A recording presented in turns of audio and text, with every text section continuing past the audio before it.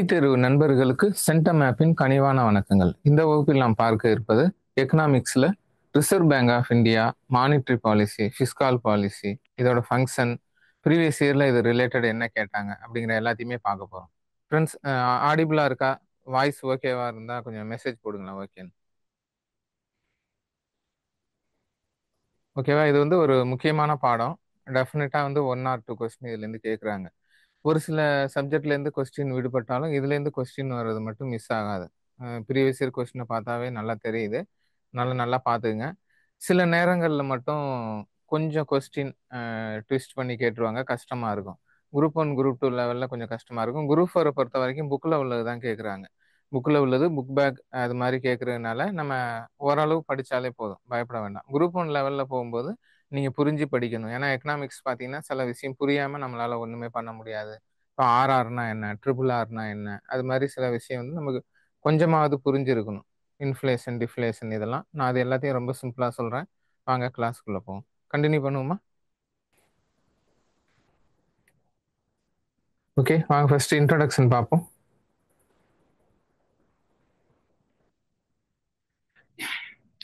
First இந்த RBI அப்படிங்கிறது என்னன்னு தெரியும். ஆர்பிஐ அப்படிங்கிறது பண கொள்கையை வந்து ஹேண்டில் பண்றது. அதனால ஹிஸ்டாரிக்கல் பேக்ரவுண்ட்ல நம்ம என்ன பண்ண போறோம் அப்படின்னா, பணம் அப்படின்னா என்ன, அதோட ஆரிஜின் என்ன அப்படிங்கிறத பார்க்க போறோம். ஓகேவா?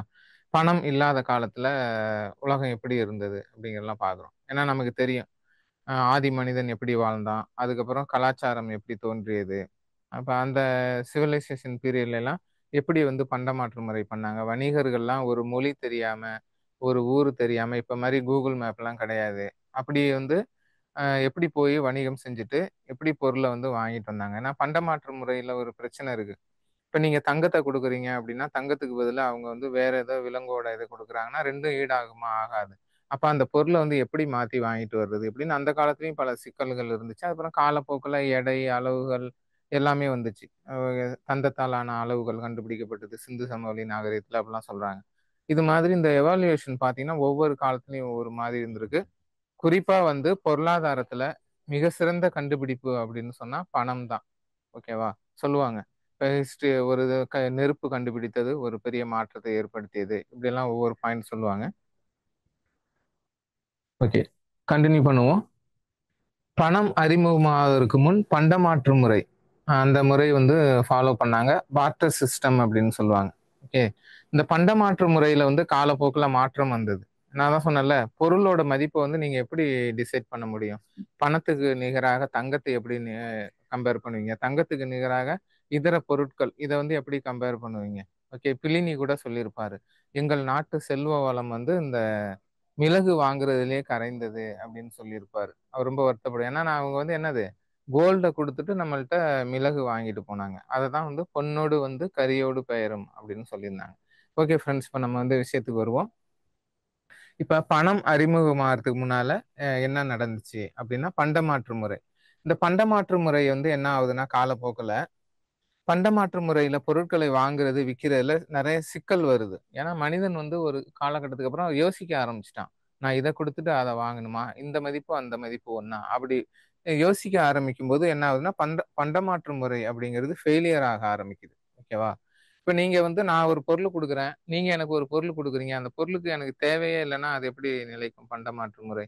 ஓகேவா? அது ஒரு கட்டத்துல பண்டமாற்று முறை தடைப்படுது. அப்புறம் இடைப்பட்ட காலத்துல பாத்தீங்கன்னா ரோமம், விலங்குகளின் தோல், உப்பு, அரிசி, கோதுமை, பாத்திரங்கள், ஆயுதங்கள் இதெல்லாம் கூட பணமா பயன்படுத்திட்டு வந்திருக்காங்க. புரியுதா உங்களுக்கு? இப்ப இன்னைக்கு பாத்தீங்கன்னா நம்ம ஊர்ல யார்ட்டையாவது பணம் இல்லைன்னா அடகு கடையில போய் ஏதோ ஒண்ணு இருக்கிற பொருளை வச்சுட்டு என்ன பண்ணுவாங்க, அடகு வச்சுட்டு பணமா மாத்துவாங்க. அததான் லிக்விடிட்டி இல்ல நீர்மை தன்மை அப்படிம்பாங்க. அது மாதிரி இருந்திருக்கு. ஓகேவா?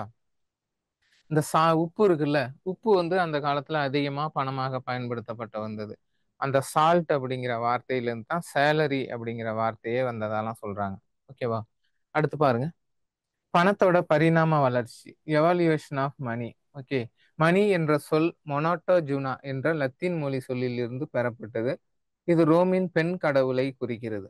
ஓகேவா?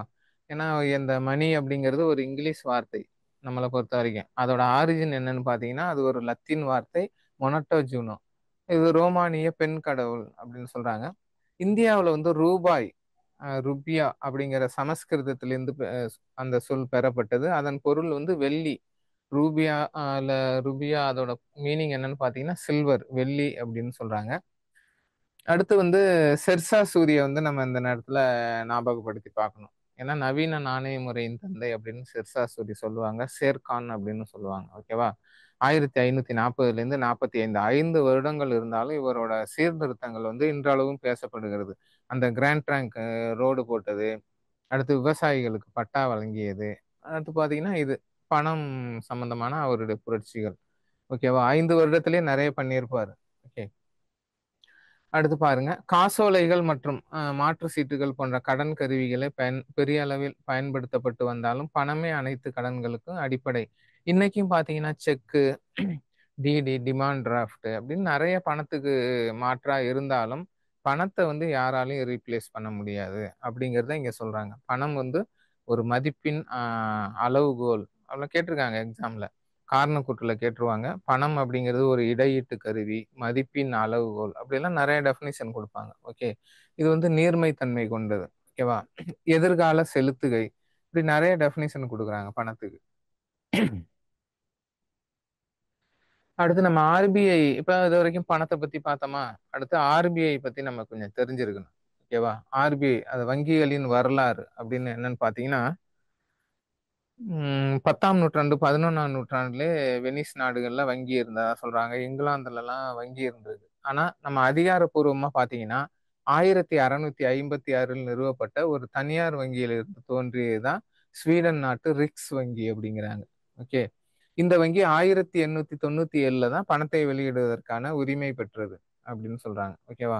இப்ப வந்து நம்ம இந்தியாவுல பணத்தை வெளியிடுறது யாருன்னா ஆர்பிஐ.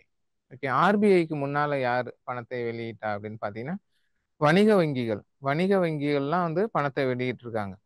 ஓகே. இப்ப ஆர்பிஐ மட்டும் தான் பணத்தை வெளியிடுகிறது. அது மாரி காலப்போக்குல சில மாற்றங்கள் வந்து ஏற்படும். இந்தியாவின் முதல் வங்கியான அந்த பேங்க் ஆஃப் இந்துஸ்தான் தோற்றுவிக்கப்பட்ட ஆண்டு 1770. ஓகேவா? அடுத்து வந்து வங்கியியல் கோட்பாட்டின்படி 1864ல் தோற்றுவிக்கப்பட்டு பணத்தை வெளியிட்ட முதல் மைய வங்கி பேங்க் ஆஃப் இங்கிலாந்து. ஓகேவா? எந்த நாட்டோட மைய வங்கி முதலில் பணத்தை வெளியிட்டதுன்னா பேங்க் ஆஃப் இங்கிலாந்து தான். ஓகே. வெனிஸ் வங்கி இப்ப 1157லயே கிட்டத்தட்ட நமக்கெல்லாம் ராஜராஜ சோழன், ராஜேந்திர சோழன் ஆட்சி பண்ண காலத்திலேயே பாத்தீங்கன்னா வெனிஸ் வங்கி என்ன பண்ணிருக்கு, பணத்தை வந்து வெளியிட்டிருக்கு. எவ்வளவு முன்னாடியே வெளியிட்டிருக்கு பாருங்க. ஓகேவா? அடுத்து பாத்தீங்கன்னா இந்தியாவில் உள்ள வங்கிகளின் அமைப்பு பிரசிடென்சி வங்கிகளால் கட்டுப்படுத்தப்பட்டு ஆதிக்கம் செலுத்தப்பட்டு வந்தது. ஆங்கிலேயர்கள் பார்த்தீங்கன்னா 1809ல பேங்க் ஆஃப் பெங்கால், 1840ல பேங்க் ஆஃப் பாம்பே, 1843ல பேங்க் ஆஃப் மெட்ராஸ். இந்த 3 பேங்க் தான் பிரசிடென்சி பேங்க்ஸ் அப்படின்னு சொல்லுவாங்க. இந்த பிரசிடென்சி பேங்கை வந்து மெர்ஜி பண்ணி தான் 1921ல இம்பீரியல் பேங்க் ஆஃப் இந்தியான்னு கொண்டு வருவாங்க. ஓகே. ஃபர்ஸ்ட் இருந்தது 3 பிரசிடென்சி பேங்க் 3 ப்ரொவின்ஸுக்கு இருக்கும். அதை மெர்ஜி பண்ணி தான் என்னன்னு கொண்டு வர்றாங்க, இம்பீரியல் பேங்க் ஆஃப் இந்தியான்னு 1921ல கொண்டு வராங்க. இந்த இம்பீரியல் பேங்க் ஆஃப் இந்தியா தான் மருவி என்ன ஆகுது, ஸ்டேட் பேங்க் ஆஃப் இந்தியாவா மாறுது. ஓகேவா? 1 ஜூலை 1955ல இந்த ஸ்டேட் பேங்க் ஆஃப் இந்தியா வந்து தேசியமயமாக்கப்படுகிறது. தெரிஞ்சிருக்கணும். ஸ்டேட் பேங்க் ஆஃப் இந்தியா எப்போது தேசியமயமாக்கம்னா 1 ஜூலை 1955ல. ரயில்வே எப்போது தேசியமயமாக்கப்பட்டதுன்னா 1952ல. ஆர்பிஐ எப்போது தேசியமயமாக்கப்பட்டதுன்னு கேட்டாங்கன்னா 1 ஜனவரி 1949ல. ஓகே. இது மாதிரி சில விஷயம் வந்து நமக்கு பேசிக்கா தெரிஞ்சிருக்கணும். ஓகேவா? அடுத்து இப்ப வந்து எல்லா நாடுகளுக்கும் ஒரு மைய வங்கி இருக்கு. ஆர்பிஐ அப்படின்னு இருக்கு. இதெல்லாம் எப்படி தோற்றுவிக்கணும்னு இவங்களுக்கு எப்படி இந்த இது ஐடியா வந்துச்சு அப்படிங்கிறது நமக்கு தெரியணும். போன கிளாஸ்லயே நான் சொன்னேன்ல, இப்ப ஹியூமன் ரைட்ஸ் கமிஷன் அப்படின்னு ஒவ்வொரு நாடு, ஒவ்வொரு ஸ்டேட்ல இருக்கு. இதுக்கு முன்னாடி எல்லாம் கிடையாது. அப்ப அப்படின்னு பார்த்தீங்கன்னா, ஒரு சம்பவம் 2ஆம் உலகப் போர்ல நிறைய மனித உரிமை மீறல்கள் நடந்துச்சு. அதனால வந்து பார்த்தீங்கன்னா, ஐக்கிய நாடுகள் அவை என்ன பண்றாங்கன்னா, 1948 டிசம்பர் 10ல ஒரு மசோதா உருவாக்கி மனித உரிமைகள் சம்பந்தமா அதை நிறைவேற்றி ஒரு இது கொண்டு வராங்க. 30 விதிகளை கொண்டுட்டு வராங்க. அதை பார்த்துட்டு உலக நாடுகள் ஒவ்வொன்றும் என்ன பண்றாங்கன்னா, ஹியூமன் ரைட் கமிஷன் வந்து ஆரம்பிக்கிறாங்க. மத்தியில ஆரம்பிக்கும்போது அதை பார்த்துட்டு மாநிலத்திலயும் ஆரம்பிக்கிறாங்க. அதே மாதிரி தான் இப்போ வந்து 1920ல புருசெல்ஸ் நகர்ல கூட்டப்பட்ட பெல்ஜியமோட கேபிட்டல் தான் புருசெல்ஸ். கூட்டப்பட்ட பன்னாட்டு நிதிய மாநாட்டில் இன்டர்நேஷனல் ஃபினான்ஸ் கான்ஃபரன்ஸ்ல எடுக்கப்பட்ட முடிவின் அடிப்படையில் 1921 டு 1954 காலகட்டத்தில் பெரும்பாலான நாடுகளில் மைய வங்கி என்ற அமைப்பு தோற்றுவிக்கப்பட்டது. என்ன சொல்றாங்கன்னு புரியுதா? 1920ல புருசல்ஸ்ல ஒரு மாநாடு கூட்டி பொருளாதார அறிஞர்கள்லாம் கூட்டி சொல்றாங்க, காலம் மாறிடுச்சு, இப்படியே இருக்கக்கூடாது, ஒவ்வொரு நாட்டுக்கும் ஒரு மைய வங்கி இருக்கணும், அந்த வங்கி தான் மற்ற வங்கிகளை கட்டுப்படுத்தணும், அதன் மூலம் தான் பொருளாதாரத்தை எடுத்துட்டு போகணும், இதை வந்து ஆர்கனைஸ் பண்ணி பண்ணணும், இது சாதாரண விஷயம் கிடையாது அப்படின்னு டிஸ்கஸ் பண்றாங்க. ஓகேவா? அதை வந்து என்ன பண்றாங்கன்னா, அப்பப்ப இருந்த அந்த நாடுகள், சில நாடுகள் உடனே அமலுக்கு கொண்டு வராங்க, சில நாடுகள் கொஞ்சம் டிலே பண்றாங்க. ஆனா எல்லாருமே கொண்டுட்டு வந்துட்டாங்க. பாத்தீங்கன்னா சவுத் ஆப்பிரிக்கா 1921ல, பேங்க் ஆஃப் சிலோன் 1950ல, இப்படி ஒவ்வொரு நாடுகள் வந்து ஆர்பிஐயை தோற்றுவிச்சுட்டாங்க. ஓகேவா? RBI founded on recommendation of Royal Commission on Indian Commission, Hilton Young Commission. இது எக்ஸாம்ல கேட்டிருக்காங்க. நம்ம இந்திய ரிசர்வ் வங்கி வந்து எந்த கமிட்டியின் பரிந்துரையின் பேரில் தொடங்கப்பட்டதுன்னா, ஹில்டன் யங் கமிஷன் 1926. எந்த சட்டத்தின்படி கேட்டாங்கன்னா, ஆர்பிஐ ஆக்ட் 1934. ஓகேவா? எந்த சட்டம்னா ஆர்பிஐ ஆக்ட் 1934. எந்த கமிஷன்னா ஹில்டன் யங் கமிஷன் 1926. யாருடைய கட்டுரையின்படி அப்படியெல்லாம் கேட்டாங்கன்னா, Ambedkar. The problem of rupees and its origin and solution, பணத்தின் மதிப்பும் சிக்கலும் தீர்வும் அப்படின்னு 1923ல ஒரு ஆராய்ச்சி கட்டுரை எழுதுறாரு அம்பேத்கர். அந்த ஆராய்ச்சி கட்டுரை அடிப்படையில் ரிசர்வ் வங்கி தோற்றுவிக்கப்பட்டது. இதெல்லாம் அடிக்கடி ப்ரீவியஸ் இயர்ல கேட்டது. அதை விட முக்கியம் என்னன்னு பாத்தீங்கன்னா, 1944ல பிரெட்டன் வுட்ஸ் மாநாடு நடக்குது. அந்த பிரெட்டன் வுட்ஸ் மாநாட்டுல என்ன சொல்றாங்கன்னா, இப்போ வந்து ஒவ்வொரு நாடுகளுக்கும் வங்கி இருக்கு, ஓகே. அந்த வங்கிகளுக்கு கடன் கொடுக்க ஒரு பெரிய அமைப்பு வேணும்ல. இப்ப ஐக்கிய நாடுகள் அவை இருக்கிறது மாதிரி பஞ்சாயத்து பண்றதுக்கு. அப்பதான் என்ன சொல்றாங்கன்னா, உலக வங்கி, ஐஎம்எஃப், ஐபிஆர்டி அப்படின்னு ஒண்ணு ஆரம்பிக்கணும்னு எங்க சொல்றாங்க? பிரெட்டன் வுட்ஸ் மாநாட்டுல 1944ல சொல்றாங்க. அதன்படிதான் ஐஎம்எஃப் அப்படிங்கிற இன்டர்நேஷனல் மானிட்டரி ஃபண்டு, ஐபிஆர்டி அப்படிங்கிற international Bank for reconstruction, international trade organisation, ITO, இப்படி வந்து அமைப்புகள்லாம் உருவாக்கப்படுது. ஓகேவா? ரிசர்வ் வங்கி சட்டம் 1934 படி 1 ஏப்ரல் 1935ல கொல்கத்தால வந்து இது தனது பணியை வந்து தொடங்குது. ஏன்னா இந்தியா வந்து 3 மாகாணங்கள் இருந்தது. அதுல வந்து ஹெட் அப்படின்னு பாத்தீங்கன்னா பெங்கால் மாகாணம். அதனாலதான் கொல்கத்தா வந்து இந்தியாவோட பழைய தலைநகர். 1911 வரை கொல்கத்தா தான் தலைநகர். 1911ல தான் ஹார்டிஞ்ச் பிரபு வந்து என்ன பண்றாரு? தலைநகரை டெல்லிக்கு மாத்துறாரு. ஆனா டெல்லிக்கு தலைநகர் அந்தஸ்து 1991ல 69வது சட்ட திருத்தத்துல தான் வந்துச்சு. ஓகேவா? இதெல்லாம் பேசிக்கான விஷயம், நமக்கு தெரிஞ்சிருக்கணும். இப்ப வந்து கொல்கத்தால வந்து ஆரம்பிக்கப்பட்ட அந்த வங்கி 2 வருடத்திலே என்ன பண்ணுதுன்னா, 1937ல மும்பைக்கு வந்து மாற்றம் செய்யப்படுகிறது. இப்ப வந்து எக்கனாமிக்ஸ்ல கரண்ட் அஃபேர் கேட்பாங்க. முன்ன அவங்களுக்கு தெரியும். கரண்ட் அஃபேர் அப்படிங்கிறது காமனா இருந்துச்சு. இப்ப பிரிச்சுட்டாங்க. 4ஆ பிரிச்சு ஜியோகிராஃபில கரண்ட் அஃபேர், எக்கனாமிக்ஸ்ல கரண்ட் அஃபேர் இப்படிலாம் பிரிச்சுட்டாங்க. இப்ப எக்கனாமிக்ஸ்ல கரண்ட் அஃபேர்னா ஆர்பிஐ கவர்னர் கூட கேட்கலாம். தற்போதைய ஆர்பிஐ கவர்னர் பாத்தீங்கன்னா சஞ்சய் மல்ஹோத்ரா. அந்த ஒரு விஷயத்த பாத்துங்க. இப்ப ஃபர்ஸ்ட் ஆர்பிஐ கவர்னர் யார் அப்படின்னா சர் ஆஸ்போன் ஸ்மித் அப்படிங்கிற ஒரு ஆங்கிலேயர். நம்ம ஆர்பிஐ வந்து 1934 சட்டத்தின்படி 35ல ஆரம்பிக்கப்பட்ட போது அது ஒரு தனியார் நிறுவனம் தான், அரசுக்கு சொந்தமானது கிடையாது. அதுல வந்து ஆங்கிலேயர்களோட ஷேர்ஸ் தான் அதிகமா இருந்தது. ஒரு தனியார் கம்பெனியா தான் செயல்பட்டது. 1 ஜனவரி 1949ல தான் என்ன ஆர்பிஐ வந்து அரசுக்கு சொந்தமானது. ஓகே, நேஷனலைஸ் ஆனுச்சு. அடுத்து பாத்தீங்கன்னா ஆரம்ப முதலீடு வந்து 5 கோடி தான். 5 கோடியை வச்சு ஆரம்பிச்சாங்க. இன்னைக்கெல்லாம் மில்லியன் ட்ரில்லியன்ல போயிடுச்சு. 5 கோடியை வந்து மூலதனமா வச்சு ஆரம்பிச்சிருப்பாங்க. ஓகே, முதல் இந்திய ஆளுநர் அப்படின்னு கேட்டாங்கன்னா சிடி தேஷ்முக். ஃபர்ஸ்ட் கவர்னர்னு டைரக்டா கேட்டாங்கன்னா சார் ஆஸ்போன் ஸ்மித். முதல் இந்திய கவர்னர்னா சிடி தேஷ்முக். இப்ப 26வது கவர்னரா சஞ்சய் மல்ஹோத்ரா இருக்காரு. இது வரைக்கும் பாத்தீங்கன்னா பெண்கள் யாரும் ஆர்பிஐ கவர்னரா இது வரைக்கும் வந்ததில்லை. 26 பேர் வந்திருக்காங்க. இதுல பெண்கள் யாருமே கிடையாது. ஆனா டெபுட்டி கவர்னர், உங்களுக்கு ஆர்பிஐயோட அந்த ஸ்ட்ரக்சர் ஜஸ்ட் தெரிஞ்சுங்க.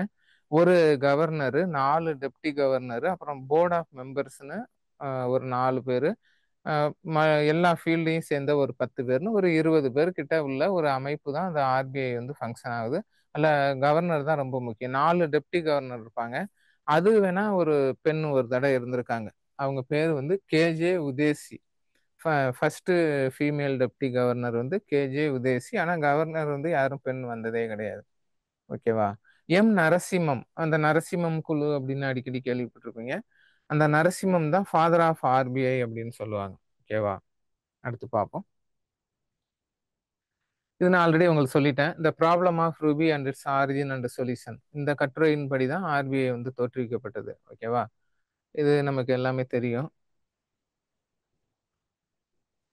ஆர்பிஐயோட அந்த லட்சணை இருக்குல்ல, லோகோ, அதுல வந்து பனை மரமும் புலியும் இருக்கும். இது வந்து ஜஸ்ட் தெரிஞ்சுங்க. ஆர்பிஐயோட அந்த லோகோல வந்து ஒரு பனை மரமும் புலி இருக்கும். ஓகேவா? அது பார்த்துங்க. ஏன்னா கேட்டிருக்காங்க. மேக் இன் இந்தியா திட்டத்துல வந்து எந்த விலங்கு காட்டப்படுகிறது அப்படின்னு. சிங்கம் இருக்கும் மேக் இன் இந்தியால. அந்த நெட்டு போல்டும் வச்சு போட்டிருப்பாங்க. அது மாதிரிலாம் கேட்கறதுனால இதை ஜஸ்ட் பார்த்துங்க. அடுத்து பேரியல் பொருளாதார கொள்கை என்பது பணவியல் கொள்கை, நிதி கொள்கை இரண்டாக பிரிக்கப்படுகிறது. Okay. Micro economy, macro economy அப்படிலாம் படிச்சிருப்போம். அதை வந்து இந்த பேரியல் பொருளாதாரத்தை பணவியல் கொள்கை, நிதி கொள்கை அப்படின்னு ரெண்டா பிரிக்கிறாங்க. இதை ஈஸியா நீங்க புரிஞ்சுக்கலாம். பணக்கொள்கை அப்படின்னா ஆர்பிஐ, நிதி கொள்கை அப்படின்னா ஃபினான்ஸ் கமிஷன். ரொம்ப சிம்பிள். ஓகேவா? பணக்கொள்கைனா என்னன்னா, இந்த வட்டி விகிதங்கள், பண அளிப்பில் மாற்றம், இந்த இது மாதிரி உள்ள எல்லாமே பார்த்தீங்கன்னா பணக்கொள்கை. இதுல அரசின் தலையீடு எதுவுமே இருக்காது பணக்கொள்கையில. ஃபுல்லா பார்த்தீங்கன்னா fully controlled by RBI. RBI தான் எல்லாமே பார்த்துக்கும். இந்த repo rate, reverse repo rate, இதெல்லாம் அரசியல் தலையீடு எதுவுமே இருக்காது. அவங்களுக்கு பாதி பேருக்கு என்னன்னே புரியாது. ஓகேவா? அதை தான் வந்து நம்ம பணக்கொள்கை அப்படின்னு சொல்றோம். நாட்டின் பொருளாதார ஸ்திரத்தன்மையை பேணுவதில் இது வந்து ரொம்ப முக்கிய பங்கு வகிக்குது. நிதி கொள்கை அப்படின்னா என்னன்னா, கவர்மெண்டோட வரவு செலவு. ஓகே. கவர்மெண்டோட வரவு செலவு, பட்ஜெட், இதை தான் என்னன்னு சொல்லுவாங்கன்னா நிதி கொள்கை அப்படின்னு சொல்லுவாங்க. ஓகே. அடுத்து வந்து இதுல வந்து அரசின் தலையீடு இருக்கும். இப்ப வந்து நிதி கொள்கையில தான் இந்த வரி விதிக்கிறது அதெல்லாம் வரும். இப்ப வரி விதிக்கும் போது இப்ப வந்து ஆர்பிஐ ரெப்போ ரேட்டை உயர்த்தினாலோ தாழ்த்தினாலோ எந்த அரசியல்வாதியும் அதை பத்தி பேச மாட்டாங்க மேடையில எல்லாம். ஆனா அரசாங்கம் புதியதாக ஒரு வரி விதிக்குது இல்ல வரியை உயர்த்துது அப்படின்னா கண்டிப்பா அரசியல் தலையீடு இருக்கும். எதிர்க்கட்சிகள் வந்து என்ன பண்ணுவாங்க? பயங்கரமா அப்ஜெக்ஷன் பண்ணுவாங்க. அதை தான் இங்க சொல்றாங்க. ஓகே. அடுத்து வந்து இது ஒரு டூல்ஸுங்க. RR RRR, repo rate, reverse repo rate அப்படின்னு ஒரு ரெண்டு விஷயம் இருக்கு. இதை பேசிக்கா நீங்க புரிஞ்சுக்கணும். ஓகேவா? என்னன்னா ரெப்போ ரேட் இல்லைன்னா ரிவர்ஸ் ரெப்போ ரேட், மீள் ரெப்போ விகிதம் அப்படின்னு தமிழ்ல சொல்லுவாங்க. ஓகேவா? இது என்னன்னா வணிக வங்கிகளுக்கு மைய வங்கி குறுகிய கால கடன் வழங்கும் போது விதிக்கும் வட்டி விகிதம் ரெப்போ விகிதம். ஒன்றும் இல்லை, சிம்பிளா புரிஞ்சுக்கங்க. ரெப்போ ரேட் வந்து எப்பயுமே அதிகமா இருக்கும் ரிவர்ஸ் ரெப்போ ரேட்டோட. ஓகேவா? இது ரெண்டையும் டிசைட் பண்றது ஆர்பிஐ தான். ஓகே. இப்போ எப்படின்னா நான் உங்களுக்கு புரியுற மாதிரி சொல்றேன் பாருங்க. இப்போ நான் தான் ஆர்பிஐ அப்படின்னா உங்களுக்கு வந்து ஒரு 100 ரூபாய் வந்து நான் என்ன செய்யறேன்? கடன் கொடுக்குறேன். இந்த 100 ரூபாய்க்கு நீங்க எனக்கு எவ்வளவு வட்டி திரும்ப கொடுக்கணும்? 10% கொடுக்கணும். ஓகே. திரும்ப நான் கொடுத்த பணத்தை வச்சு நீங்க நல்லா பேங்க் ரன் பண்றீங்க, நிறைய சம்பாதிக்கிறீங்க. அப்போ வந்து இடையில வந்து நீங்க கொஞ்சம் எக்ஸ்ட்ரா பணத்தை வந்து என்கிட்ட கொடுக்குறீங்க. அப்போ வந்து உங்களுக்கு வட்டி கொடுக்கணும்னா நீங்க தான் சொல்லணும் எவ்வளவு வட்டி நான் தரணும்னு. ஆனா அதையும் நான் தான் டிசைட் பண்ணுவேன். நான் பணத்தை கொடுக்கும்போது வட்டியை நான் தான் டிசைட் பண்ணுவேன். உங்கள்ட்ட இருந்து நான் வாங்கும்போது வட்டியை நான் தான் டிசைட் பண்ணுவேன். அப்ப நான் என்ன பண்ணுவேன்? எனக்கு ஃபேவரா நான் கொடுத்ததுக்கு வட்டி அதிகமா, அதான் ரெப்போ ரேட். உங்கள்ட்ட இருந்து வாங்கினதுக்கு வட்டி கம்மியா, இதான் ரிவர்ஸ் ரெப்போ ரேட். என்ன ஒண்ணுன்னா என்கிட்ட நீங்க கொடுத்து வாங்குறதுனால நாளைக்கு உங்களுக்கு ஏதாவது ஒரு கஷ்டம்னா நான் உங்களுக்கு கை கொடுத்து தூக்கி விடுவேன். இதுதான் ஆர்பிஐயோட பாலிசி. இப்படிதான் வந்து ஒரு நாடு பேங்க்லாம் ரன் ஆகிட்டு இருக்கு. ஏன்னா இந்தியாவில் இருக்கிற ஆயிரக்கணக்கான வங்கிகள் எல்லாமே எங்க இருக்காங்க? ஆர்பிஐ அண்டர்ல தான் இருக்காங்க. அவங்க சொல்றதான் கேட்குறாங்க. ஓகேவா? இதுதான் வந்து ரொம்ப சிம்பிளா சொன்னா repo rate, reverse repo rate ரெண்டையும் டிசைட் பண்றது ஆர்பிஐ தான். கடனையும் கொடுப்போம் அவங்களுக்கு. அவங்கள்ட்ட இருந்து எக்ஸஸா உள்ள பணத்தையும் வாங்கிக்க. அவங்க கடனும் வாங்க அவங்கள்ட்ட இருந்து. அதனால ஆர்பிஐ அப்படின்னா எப்பயுமே கடன் கொடுக்கறது மட்டும் தான் அப்படின்னு நினைச்சுக்க கூடாது. ஓகேவா? இதான் இது ஒரு சிம்பிளான ஒரு விஷயம். ஓகே. இது நியூஸ்ல வந்ததுதான். நான் சொன்னேன்ல இந்த ஆர்பிஐ அந்த இது லோகோ இருக்கு பாருங்க. இது இது பனை மரம் மாதிரி இருக்காது. ஆனா நம்ம பனை மரம், ஈச்ச மரம் மாதிரி தான் இருக்கும். ஒரு புலி இருக்கும் இதுல. 5 ஆண்டுகளுக்கு பிறகு ரெப்போ வட்டி விகிதம் குறைப்பு. இது நியூஸ்ல வந்துச்சு. 5 வருஷத்துக்கு அப்புறம் ரெப்போ வட்டி விகிதத்தை வந்து குறைச்சிருக்காங்க. இந்த ரெப்போ வட்டி விகிதத்தை வந்து குறைக்கிறது, ஏத்துறது, இதெல்லாம் எதுக்குன்னு பாத்தீங்கன்னா இதெல்லாம் ஒரு கருவியா யூஸ் பண்றாங்க.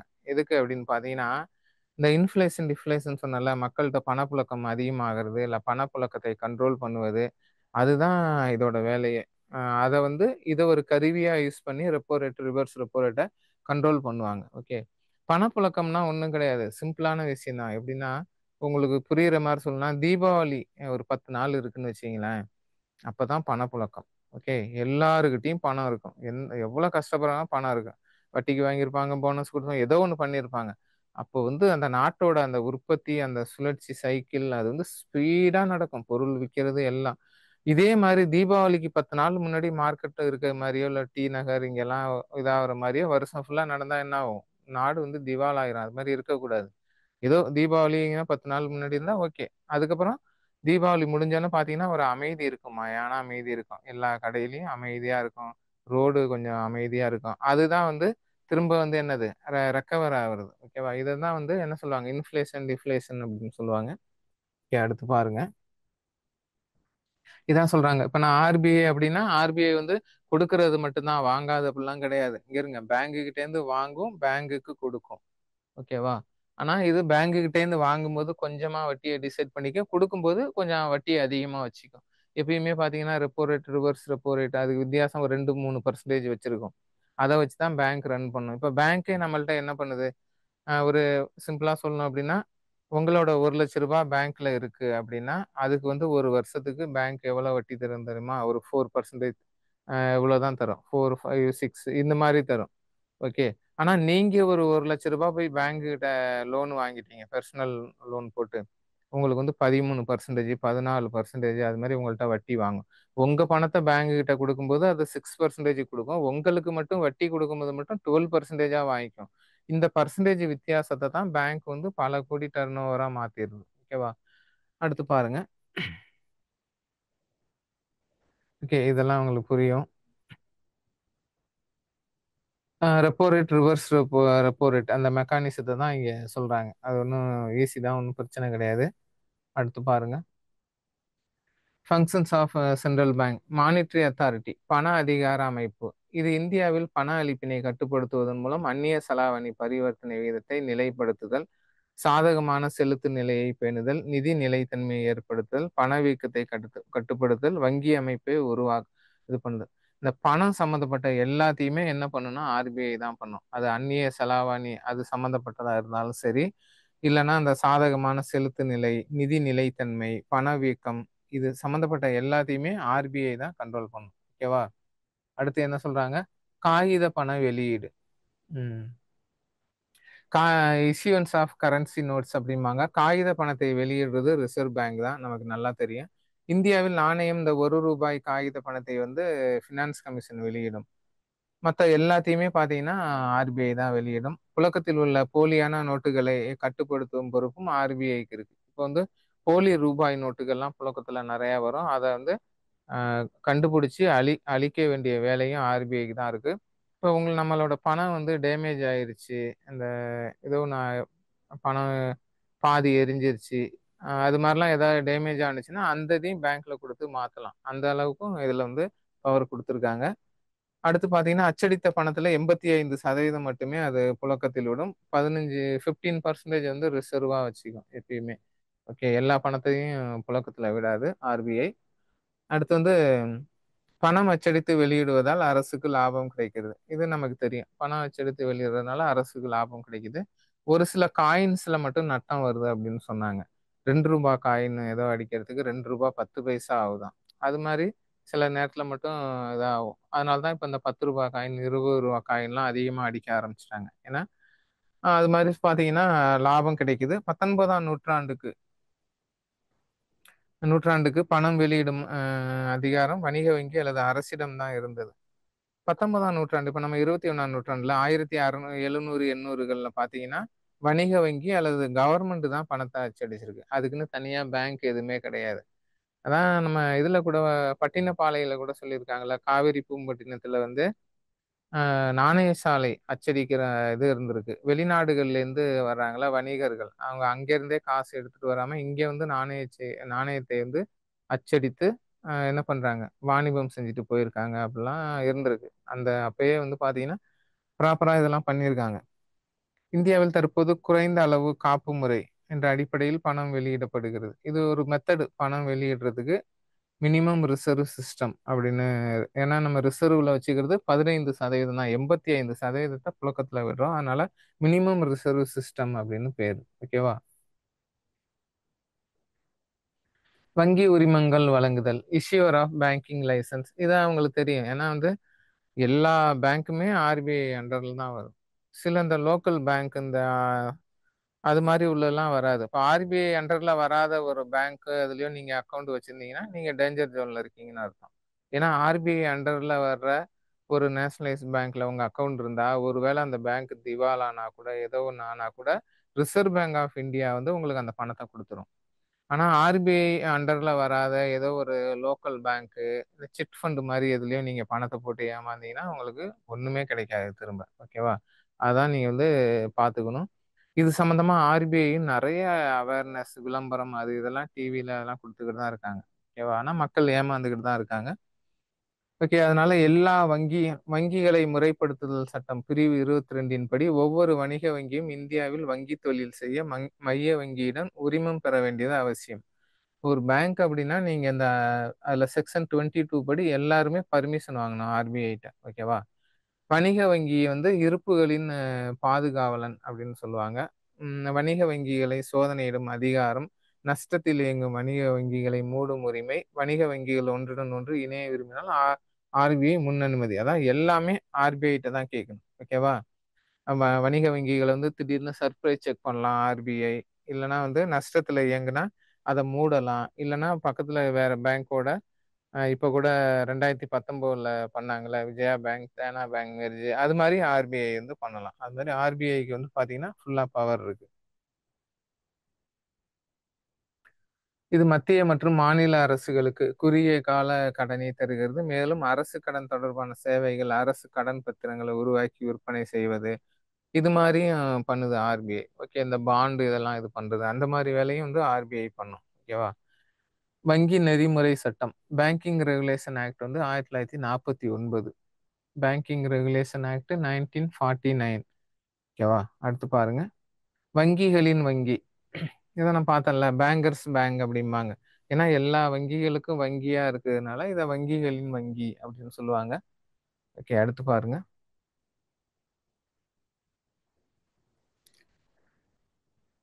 அது என்ன? கடைசி நிலை கடன் ஈவோன், lender of the last resort அப்படின்னா என்ன?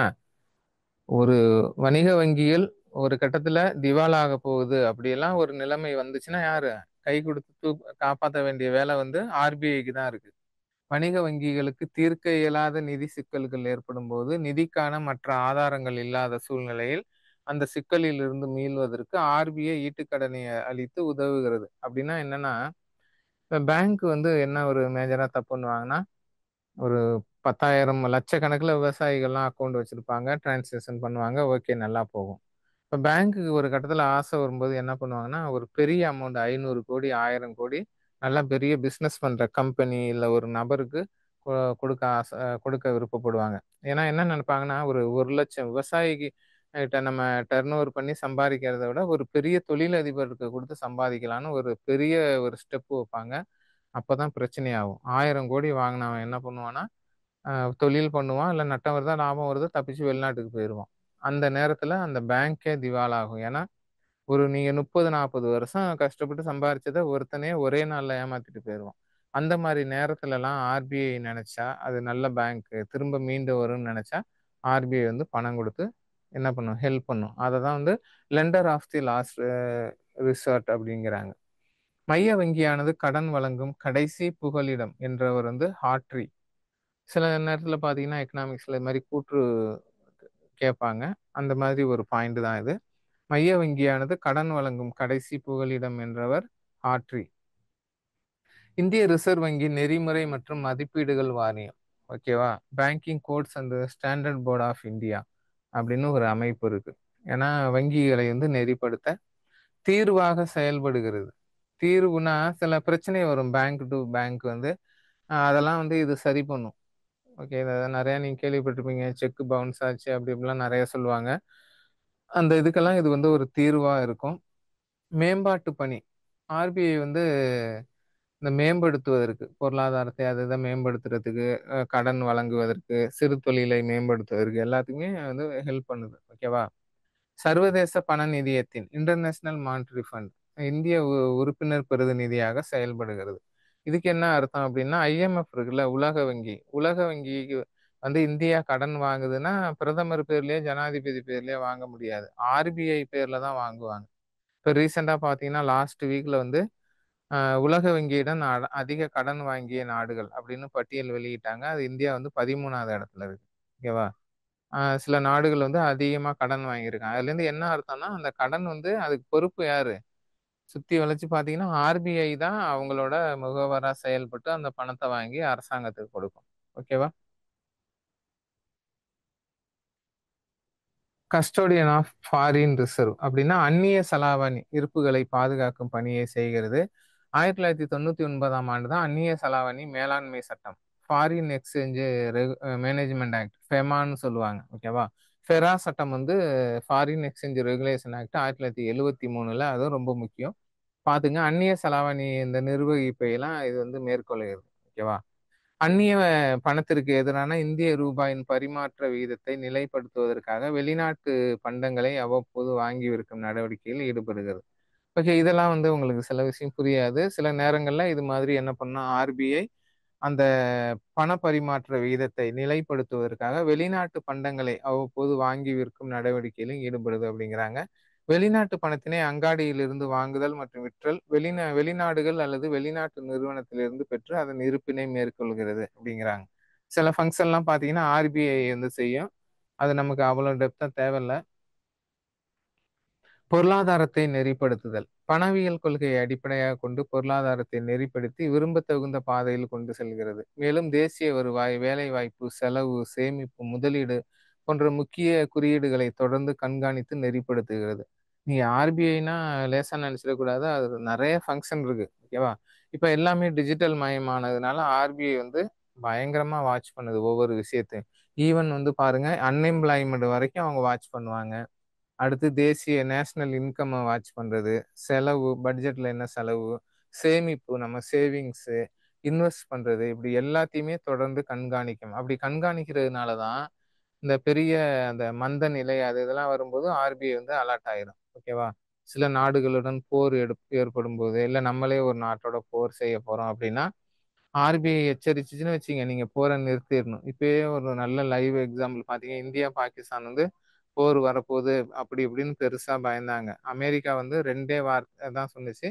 இதாயிருச்சு. ஓகே, உங்களுக்கு டாக்ஸ் அதிகப்படுத்திருவோம். உங்களோட வர்த்தகத்த துண்டிச்சுருவோம் அப்படின்னோன, பாகிஸ்தான் வந்து உடனே பயந்துட்டாங்க. ஏன்னா வந்து வர்த்தகம் அப்படிங்கிறது ரொம்ப முக்கியம். மக்கள் உணவு இல்லாம கூட இறந்துருவாங்க. அந்த மாரி ஒரு நிலைமை வந்துரும். ஏன்னா நீங்க போர் செஞ்சு வெற்றி பெறுவத விட, உங்க நாட்டு மக்கள்ட்ட நீங்க நம்பிக்கை இழந்துட்டீங்கன்னா, அந்த போரால உங்களுக்கு இது கிடையாது.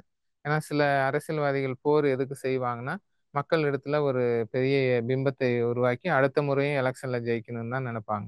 அப்ப வந்து பாகிஸ்தான் அந்த ரிஸ்க்க எடுக்க விரும்பல. ஏன்னா மக்கள பட்டினியில போட்டு பிச்சை எடுக்க வச்சுட்டு நீங்க போர்ல வெற்றி பெற்று ஒண்ணும் கிடைக்க போறதில்ல. அதனால பாகிஸ்தான் என்ன பண்ணிட்டாங்க, உடனே ஒத்துக்கிட்டாங்க. இந்தியாவும் அதுக்கு சம்மதிச்சுட்டாங்க. ஓகே. இப்படி வந்து ஒரு நாட்டோட ஒவ்வொரு செயல்பாடுலயும் RBI வந்து அதோட பங்கு இருக்கு. RBI இல்ல வேண்டாம் ரிஸ்க் எடுக்காதீங்கன்னு சொன்னா, அத எடுக்கக்கூடாது. எடுத்தோம் அப்படின்னா நாடு திவாலாகும். திவாலாகுன்னா என்னன்னு தெரியும்ல? ஆ ஒ ஒ யாரு கண்ட்ரோல்லயும் எதுவுமே இல்லாம போயிரும். இப்ப ஸ்ரீலங்கால ஆனது மாரி. 1 கிலோ அரிசி ரூ. 5,000 அப்படியெல்லாம் விக்க ஆரம்பிச்சுரும். அத வந்து RBI வந்து பாத்துக்கும். ஓகேவா? என்னதான் நம்ம ஒரு டெவலப்டு கண்ட்ரியா இல்லனாலும், இதுல மட்டும் India Reserve bank of India வந்து கரெக்ட்டா செயல்படும். அதுக்கு நல்ல உதாரணம் அப்படின்னு பாத்தீங்கன்னா, இதுவரைக்கும் இந்தியால வந்து ஃபினான்ஸ் எமர்ஜென்சின்னு வரல ஒண்ணு. பாலிட்டில படிச்சிருப்பீங்கல்ல. 356ங்கிறது ஸ்டேட் எமர்ஜென்சி, 352 352 வந்து கண்ட்ரி எமர்ஜென்சி, 360 அப்படிங்கிறது ஃபினான்ஸ் எமர்ஜென்சி. அது இந்தியாவில் இதுவரை கொண்டு வரப்படவில்லைன்னு படிச்சிருப்போம். ஏன்னா, RBI வந்து அவ்வளவு உன்னிப்பா பார்த்துக்கும் எல்லாத்தையும். ஓகேவா? அடுத்து பணவியல் மற்றும் இதர தகவல்களை வெளியிடுகிறது. RBI பார்த்தீங்கன்னா, இப்ப நான் சொன்னேன்ல, இதெல்லாம் இப்ப நான் சொன்ன சில விஷயத்த அத வாட்ச் பண்ணி புக்காவே வெளியிடும். புல்லட்டின் மாரி வந்து 3 மந்த்ஸ் ஒன்ஸ், இயர்லி ஒன்ஸ் அதெல்லாம் வெளியிடும். ஆண்டு மலர் அப்படிலாம் நம்ம படிச்சிருப்போம்ல அது மாதிரி. இந்தியாவின் பொருளாதார கொள்கைகளை திறனாய்கிறது, புள்ளி விவரங்களை திரட்டி வரிசைப்படுத்தி மாத, காலாண்டு மற்றும் ஆண்டு விவரங்களை வெளியிடுகிறது. Reserve bank of India bulletin அப்படின்னு ஒரு புக்காவே அதை வந்து வெளியிடுது. ஓகேவா? அரசு கடன் பத்திரங்களை நிர்வகிக்கிறது. சில நேரங்கள்ல கவர்மெண்ட் வந்து இந்த கடன் பத்திரமா வாங்கி அதை இது பண்ணும். ஷேர் வாங்கி விற்கிறதெல்லாம் அதெல்லாம் வந்து இது நிர்வகிக்கிறது. மைய வங்கி நாட்டின் கடனை கட்டுப்படுத்தும் ஒரு அமைப்பாகும் என்று இலக்கணம் வகுத்தவர் HA ஷா. மைய வங்கி நாட்டின் கடனை கட்டுப்படுத்தும் ஒரு அமைப்பாகும் அப்படிங்கிறது HA ஷா. அதான் சொன்னேன்ல, இப்ப கடன் வாங்குறதுங்கிறது ஒரு பிரசிடென்ட் பேர்லயே பிரைம் மினிஸ்டர் பேர்லயே வாங்க மாட்டாங்க. யாரு? RBI தான் வெளிநாடுகள்ல இருந்து கடன் வாங்கும். வட்டி கட்டுறதும் RBI தான். ஓகேவா? அதான் இங்க சொல்றாங்க. Banking ombudsman. RBI 1995 குறை தீர்ப்பாயத்தை அறிமுகப்படுத்தியது. இதன் மூலம் வங்கிகள் தொடர்பாக ரிசர்வ் வங்கிக்கு வரும் அனைத்து புகார்கள் மற்றும் மேல்முறையீடுகளை வங்கி குறை தீர்ப்பாயம் களைகின்றது. இணைய வழி மற்ற அனைத்து வழிகளிலும் வரும் புகார்களை விசாரிக்கும். அப்படின்னா என்னன்னா, இப்ப பேங்க் அப்படிங்கிறது எல்லாருடைய வாழ்க்கையில ஒரு முக்கியமான அங்கமாயிருச்சு. இதுல வந்து அந்த கஸ்டமர், அந்த வாடிக்கையாளர்களுக்கு சின்ன சின்ன பிரச்சனை வரும். அதை வந்து நம்ம இது பண்ணிக்கலாம். இப்ப நீங்களே பார்ப்பீங்க, இந்த குழுல உள்ளவங்க வயசானவங்க எல்லாம் பேங்க் போவாங்க. போயிட்டு எனக்கு பணம் கிரெடிட் ஆகல, எனக்கு மட்டும் வரலம்பாங்க. சிலர் வந்து எனக்கு 2 தடவை எனக்கு பிடிச்சிட்டீங்க EMI அப்படி போவாங்க. அப்படி சின்ன சின்ன விஷயத்தெல்லாம் அந்த பேங்க் மேனேஜரே சரி பண்ணிடுவாரு. சிலருக்கு வந்து பெரிய அமௌண்ட் ஏதோ மிஸ் ஆயிருக்கும், பெரிய அளவுல ஏதோ பணம் பிடிச்சிருப்பாங்க. அவங்கெல்லாம் பாத்தீங்கன்னா பேங்க் மேனேஜர் கூட அதை சரி பண்ண முடியாதும்பாரு. அந்த மாதிரி நேரத்துல உங்களுக்கு கொஞ்சம் நாலேஜ் இருந்துச்சுன்னா ஒரு மெயில் மட்டும் நீங்க தட்டி விட்டீங்கன்னா, ஓம்பட்ஸ்மேன் மும்பையில் இருக்காரு, பேங்கிங் ஓம்பட்ஸ்மேன். உடனே வந்து ஆக்ஷன் எடுப்பாங்க. ஏன்னா உங்களுக்கு தெரியல, இந்த ஓம்பட்ஸ்மேன்ங்கிற அமைப்பு வந்து ஊழல் நடத்தும் போது நான் சொன்னேன், ஸ்வீடன் நாட்டில் 1809 இந்த முறை வந்துச்சு. ஒவ்வொரு துறையிலையும் இது மாதிரி ஒரு அமைப்பு இருக்கும். அந்த துறை சம்பந்தப்பட்ட புகார்களை அவங்கள்ட்ட சொன்னீங்கன்னா உடனே அதுக்கு வந்து ஆக்ஷன் எடுப்பாங்க. அது செய்ய முடியாதவங்க பேங்க்குக்கு அங்கே இங்கேயும் அலைஞ்சிக்கிட்டு இருப்பாங்க. ஓகேவா? அந்த மாதிரி ஒரு அமைப்பு பேங்குக்கு வந்து 1995 கொண்டுட்டு வந்திருக்காங்க. அதை தான் வந்து இங்க சொல்றாங்க.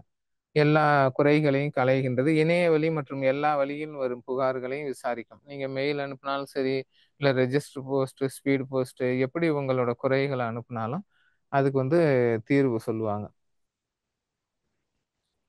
அடுத்து பார்த்தீங்கன்னா மெஷர்மெண்ட் ஆஃப் மணி சப்ளை. இந்த பணம் இருக்குல்ல, இதை M1, M2, M3, M4 அப்படின்னு சொல்லுவாங்க. இது மாதிரி 4 வகையா சொல்லுவாங்க. அதை வந்து நீங்க பார்த்துங்க. இப்போ M1 அப்படிங்கிறது கரன்சி நோட்டு, காயினு, அடுத்து வந்து டிமாண்ட் டெபாசிட் வித் பேங்க், இதெல்லாம் பார்த்தீங்கன்னா M1 அப்படிம்பாங்க. M1 ப்ளஸ் போஸ்ட் ஆஃபீஸில் உள்ள சேவிங் டெபாசிட் இதெல்லாம் சேர்த்து M2 அப்படிம்பாங்க. ஓகேவா? அடுத்து M3 என்னன்னா M2 ப்ளஸ், அடுத்து வந்து பேங்க்கு இதில் உள்ள டெபாசிட் அப்படிம்பாங்க. அடுத்து M3, அதாவது ஃபர்ஸ்ட் கொஞ்சம் பணத்தை சொல்லுவாங்க, அப்படி எல்லாமே ஆட் ஆகிட்டே போகும். அப்போ M4ல பார்த்தீங்கன்னா M3யும் வந்துடும், பேங்க்கோட எல்லா டெபாசிட்டும் வந்துடும் அப்படின்னு சொல்லுவாங்க. அதனால M1, M2, M3, M4 அதை மட்டும் ஜஸ்ட் பார்த்துங்க. ஓகே. அடுத்து இந்த பேங்கிங் ரிலேட்டடு சில டெர்மினாலஜிக்கெல்லாம் உங்களுக்கு ஃபுல் ஃபார்ம் தெரியணும். ஓகேவா?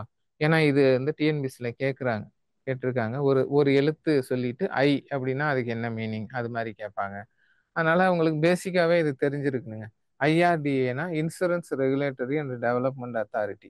ஓகே. இப்போ கேட்பாங்க, இந்தியாவில் காப்பீடு நிறுவனங்களை நிர்வகிக்கும் இல்லை கட்டுப்படுத்தும் அமைப்பு எது அப்படிலாம் கேட்டாங்கன்னா இருக்கு பாருங்க, IRDA insurance regulatory and development authority. எல்லா காப்பீடு நிறுவனங்களும் இவங்க கீழே தான் வருவாங்க. அதே மாதிரி இந்த இது இருக்குல்ல, ஷேர் மார்க்கெட், அதெல்லாம் பார்த்தீங்கன்னா security exchange board of India, SEBI அப்படின்னு சொல்லுவாங்க. பத்திரங்கள் மற்றும் பரிவர்த்தனை வாரியம் தான் செபி. ICICI அப்படிங்கிறது ஒரு முக்கியமான பேங்க். Industrial Credit Investment Corporation of India அப்படின்னு சொல்லுவாங்க. முத்ரா இது கேட்டிருக்காங்க டிஎன்பிஎஸ்ல, micro units development and refinancing agency, சிறிய அலகு முன்னேற்றம் மற்றும் மறு நிதியளிக்கும் முகவர் வங்கி, இதான் முத்ரா பேங்க். இந்த தொழில் தொடங்குறவங்களுக்கு லோன் கொடுக்கறது. IBRDனா International Bank for Reconstruction and Development, இதான் உலக வங்கியோட இன்னொரு பேரு தான் IBRD அப்படின்னு சொல்லுவாங்க. ஓகேவா? IDBI industrial development bank of India. Okay, தொழில் மேம்பாட்டு வங்கி அப்படின்னு சொல்லுவாங்க IDBI. ADP அப்படின்னா ஆசியன் டெவலப்மெண்ட் பேங்க். IFCIனா industrial finance corporation of India. SIDBI அப்படிங்கிறது small industries development bank of India. EXIM bank 1982ல் வந்துச்சு. ஏற்றுமதி மற்றும் இறக்குமதி வங்கின்னு சொல்லுவாங்க. Export and import bank of India. NABARD ஒரு வருஷம் கேட்டாங்க. National bank for agricultural and rural development, NABARD அப்படின்னு சொல்லுவாங்களா. 1982ல் சிவராமன் கமிட்டி பரிந்துரையின் பேர்ல நபார்டு ஆரம்பிக்கப்பட்டது. ஆர்டிஜிஎஸ்னா ரைட் டைம் கிராஸ் செட்டில்மெண்ட். இந்த பேங்க்ல பணம் அனுப்பும்போது சொல்லுவாங்கல்ல, ரியல் டைம் கிராஸ் செட்டில்மெண்ட் தான் ஆர்டிஜிஎஸ். நெஃப்ட்ங்கிறது நேஷனல் எலக்ட்ரானிக் ஃபண்ட் டிரான்ஸ்ஃபர். இந்த பிம்னு ஒரு ஆப் வந்துச்சு, Bharat interface for money, BHIM app. அதையும் ஒரு தடவை கேட்டாங்க, ரயில்வே எக்ஸாம்ல இதில் கேட்டாங்க. ஐஎம்பிஎஸ்னா இம்மிடியட் பேமெண்ட் சர்வீஸ். ஏடிஎம்னா ஆட்டோமேட்டட் டெல்லர் மெஷின். நபார்டு வந்து சொல்லிட்டேன். ஹெச்எஸ்பிசினா ஹாங்காங் ஷாங்காய் பேங்கிங் கார்பரேஷன். இந்தியாவில் முதலில் ஏடிஎம்ஐ அமைத்தது இந்த பேங்க் தான். சிடிஎம் அப்படின்னா கேஷ் டெபாசிட் மெஷின். இப்போ ஏடிஎம்ல பணம் எடுக்கிறது மாதிரி பணம் போடுறதுக்கு சிடிஎம் மிஷினை பார்ப்போம். ஓகேவா? இதெல்லாம் பேசிக்கான விஷயம், இதெல்லாம் நமக்கு தெரிஞ்சிருக்கணும். அடுத்து பணவீக்கம், பணவாட்டம் அப்படின்னு ஒரு ரெண்டு விஷயம் இருக்கு. ரெண்டுத்துக்கும் என்ன டிஃப்ரென்ஸ் அப்படிங்கிறது உங்களுக்கு பேசிக்கா தெரிஞ்சிருந்தா போதும். ஓகேவா? ஃபர்ஸ்ட் பாத்தீங்கன்னா பணவீக்கம். அப்ப பாத்தீங்கன்னா நிறைய பணப்புழக்கம் இருக்கும், கடன் பெறுவது எளிது, கூப்பிட்டு கூப்பிட்டு கடன் கொடுப்பாங்க. நுகர்வோர் வந்து அதிகமாக நுகர்வர். அதான் அந்த தீபாவளி நேரம் வியாபாரம் விசாலமாகும். ஓகே, பணவீக்கம்னா உங்களுக்கு தீபாவளி ஞாபகத்துக்கு வரணும். கடன் பெறுவது எளிது, நுகர்வோர் அதிகம் நுகர்வர், வியாபாரம் விசாலமாகும், அதிக மக்கள் வேலை வாய்ப்பு பெறுவார்கள், மக்கள் அதிகம் செலவு செய்வார்கள், பணத்தின் மதிப்பு குறையும், பொருட்கள் மற்றும் சேவைகள் விலை உயரும். ஓகேவா? பணவீக்கம்னா பணத்தின் மதிப்பு வந்து குறையும். அப்படியே பணவாட்டத்துக்கு வாங்க. டிஃப்ளேஷன் அப்படிங்கிறது கடன் பெறுவது கடினம், ஏன்னா அங்க வட்டி விகிதத்தை என்ன பண்ணுவான், சைலண்டா உயர்த்திடுவான். நுகர்வோர் குறைவாக நுகர்வர், அப்ப அதை நிறுத்தும் போது அப்படியே அது உள்டாவா மாறிடும். வியாபார விரிவாக்கம் தாமதமாகும், வேலையின்மை அதிகரிக்கும், உற்பத்தி குறையும், பணத்தின் மதிப்பு உயரும். ஓகேவா? இதுதான் அப்படியே இதுக்கு ஆப்போசிட்டா வரும். அதுதான் பணவீக்கம், இது பணவாட்டம். ஓகே. இந்த இப்ப டிமானிட்டைசேஷன், டிவேல்யூசேஷன் ரெண்டு இருக்கு. டிமானிட்டைசேஷன் என்னது? பணத்தோட மதிப்பை சுத்தமா ஜீரோ பண்றது. டிவேல்யூசேஷன் அப்படிங்கிறது பணத்தோட மதிப்பை நம்மளா வேணுக்குனே குறைச்சிக்கிறது. ஓகேவா? அந்நிய செலாவணி அந்த அந்த மதிப்பை வந்து குறைச்சிக்கிறது. பணத்தின் வெளிநாட்டு மதிப்பை குறைத்தல். இப்ப ரூபாய் 50 ஈக்குவல் டு $1, அதை வந்து ரூபாய் 60 ஈக்குவல் டு $1 என இந்திய அரசு மாற்றினால் பணத்தின் மதிப்பு குறைத்தல் எனப்படும். ஓகே, 50 ரூபாய் தான் $1 அப்படிங்கிறது, 60 ரூபாய் $1 அப்படிங்கிறது தான் குறைக்கிறது. நீங்க அதை ஏத்துறதுன்னு நினைச்சுக்க கூடாது. ஏற்றுமதியை ஊக்குவிப்பதும் இறக்குமதியை குறைப்பதும் தான் இதோட நோக்கம். ஓகேவா? அந்நிய செலாவணியில் பாதக நிலை, அன்பேவரபிள் பேலன்ஸ் ஆஃப் பேமெண்ட் நீடித்தால் அதனை சரி செய்ய மதிப்பு குறைப்பு செய்யப்பட வேண்டும். இந்த மதிப்பு குறைப்பு வந்து நம்ம இதனாலதான் சில நேரம் செய்ய வேண்டியிருக்கு. ஏன்னா ஒரு காலத்துல பாத்தீங்கன்னா $1 ஈக்குவல் டு $1 அப்படின்னு இருந்துச்சு. இன்னைக்கு பாத்தீங்கன்னா ஒரு அமெரிக்க டாலர் 80 ரூபாய் அப்படின்னு போகுது. ஏன்னா நம்மளாதான் இதெல்லாம் வேற வழி இல்லாம நம்மளா செஞ்சுக்கிட்டோம், அவங்களோட ஈக்குவல் பண்றதுக்காக. ஓகேவா? அப்படிதான் இன்னைக்கு வந்து இந்த அளவுல போயிருச்சு. இப்ப வந்து இது வரைக்கும் ப்ரீவியஸ் இயர்ல கேட்ட கொஸ்டின்ஸ் நிறைய இருக்கு. அதுதான் ரொம்ப முக்கியம் எக்கனாமிக்ஸை பொறுத்த வரைக்கும். சிலருக்கு புரியும், புரிஞ்சு படிச்சுக்கலாம். புரியாதவங்க என்ன பண்ணணும் அப்படின்னா கொஸ்டின், அந்த ப்ரீவியஸ் இயர் கொஸ்டின் மாதிரி நிறைய கொஸ்டின் பார்த்தீங்கனாலே உங்களுக்கு கவர் ஆயிரும். ஓகேவா? அதனால ஒன்றும் பிரச்சனை இல்லை. பாருங்க, பண வீக்கத்தின் போது என்ன பண்ணுவாங்க, பண வாட்டத்தின் போது என்ன பண்ணுவாங்க அப்படின்னு கேட்குறாங்க. பணவீக்கம், நல்ல பணப்புழக்கம் இருக்கும்போது மைய வங்கி வட்டி விகிதத்தை வந்து என்ன பண்ணும், உயர்த்தி விடும். வணிக வங்கிகள் வட்டி விகிதத்தை உயர்த்திவிடும். சில வங்கிகள் கடன் கொடுப்பதை நிறுத்திவிடும். ஏன்னா வந்து மக்கள்கிட்ட அதிகமா பணப்புழக்கம் இருக்கும்போது என்ன பண்ணும், எல்லா வங்கியும் வந்து அதை கட்டுப்படுத்தணும். அதிக பணப்புழக்கத்துல விடக்கூடாது. அது வந்து நல்லதுதான், இருந்தாலும் அதை விடக்கூடாது அளவுக்கு அதிகமா. அப்ப என்ன பண்ணும், மேற்கண்ட அனைத்தும் சரிதான். ஓகேவா? அதான் வந்து இந்த பணவீக்கம் பணவாட்டத்தை ஒரு கருவியா வந்து ஆர்பிஐ எப்படி வச்சுக்குது அப்படிங்கிறத இதுல சொல்ல வர்றாங்க. வணிக வங்கிகளின் முக்கியமான பணி அப்படின்னா வைப்பு தொகையை பெறுவது. வணிக வங்கிகளோட முக்கியமான பணி வைப்பு தொகையை பெறுவது, அப்புறம் கடன் கொடுப்பது. ஓகேவா? ஆர்பிஐ கவர்னராக இருந்த ஒரே இந்திய பிரதமர் அப்படின்னா மன்மோகன் சிங் தான். ஓகே. அதிக காலம் ஆர்பிஐ கவர்னராக இருந்தவர் வந்து சர் பெனகல் ராமாராவ். ஓகே, பாத்துங்க. பணவியல் கொள்கை குழு மானிட்டரி பாலிசி கமிட்டி எப்போது ஏற்படுத்தப்பட்டதுன்னா 2016ல பணவியல் கொள்கை குழு ஏற்படுத்தப்பட்டது. ஆர்பிஐ ஆக்ட் 1934 படி கொண்டு வரப்பட்டது சொல்லிட்டோம். The monetary policy committee is responsible for fixing the benchmark interest rate of India. Chairperson RBI governor 6 month 6 members இருப்பாங்க. அதாவது இந்த ஒரு இந்த மானிட்டரி பாலிசிக்கு பார்த்தீங்கன்னா ஒரு இது இருக்கும், ஒரு அமைப்பு. அது சேர்பர்சன் வந்து ஆர்பிஐ கவர்னர் 6 மெம்பர்ஸ் இருப்பாங்க. இந்த அமைப்பு தான் என்ன பண்ணுவாங்க அப்படின்னா இந்த மானிட்டரி பாலிசி கமிட்டி அப்படின்னு சொல்லுவாங்க. மானிட்டரி பாலிசி நான் ஆல்ரெடி சொன்னேன்ல, ஒரு ஆர்பிஐ கவர்னர், 4 டெப்டி கவர்னர், அப்புறம் ஒரு 10 மெம்பர்ஸ், அப்புறம் வந்து கொல்கத்தா, சென்னை, மும்பை, டெல்லி, இந்த 4 மெட்ரோ சிட்டிக்கும் ஒரு 4 பேர், இப்படிதான் ஒரு அமைப்பு வச்சிருப்பாங்க. ஓகேவா? ஏன்னா ஆர்பிஐயோட பிரான்ச் வந்து எல்லா இடத்துலயும் இருக்கும். ஹெட் குவார்டர் தான் மும்பை, சென்னையில கூட ஆர்பிஐ பிரான்ச் இருக்கு. ஓகேவா?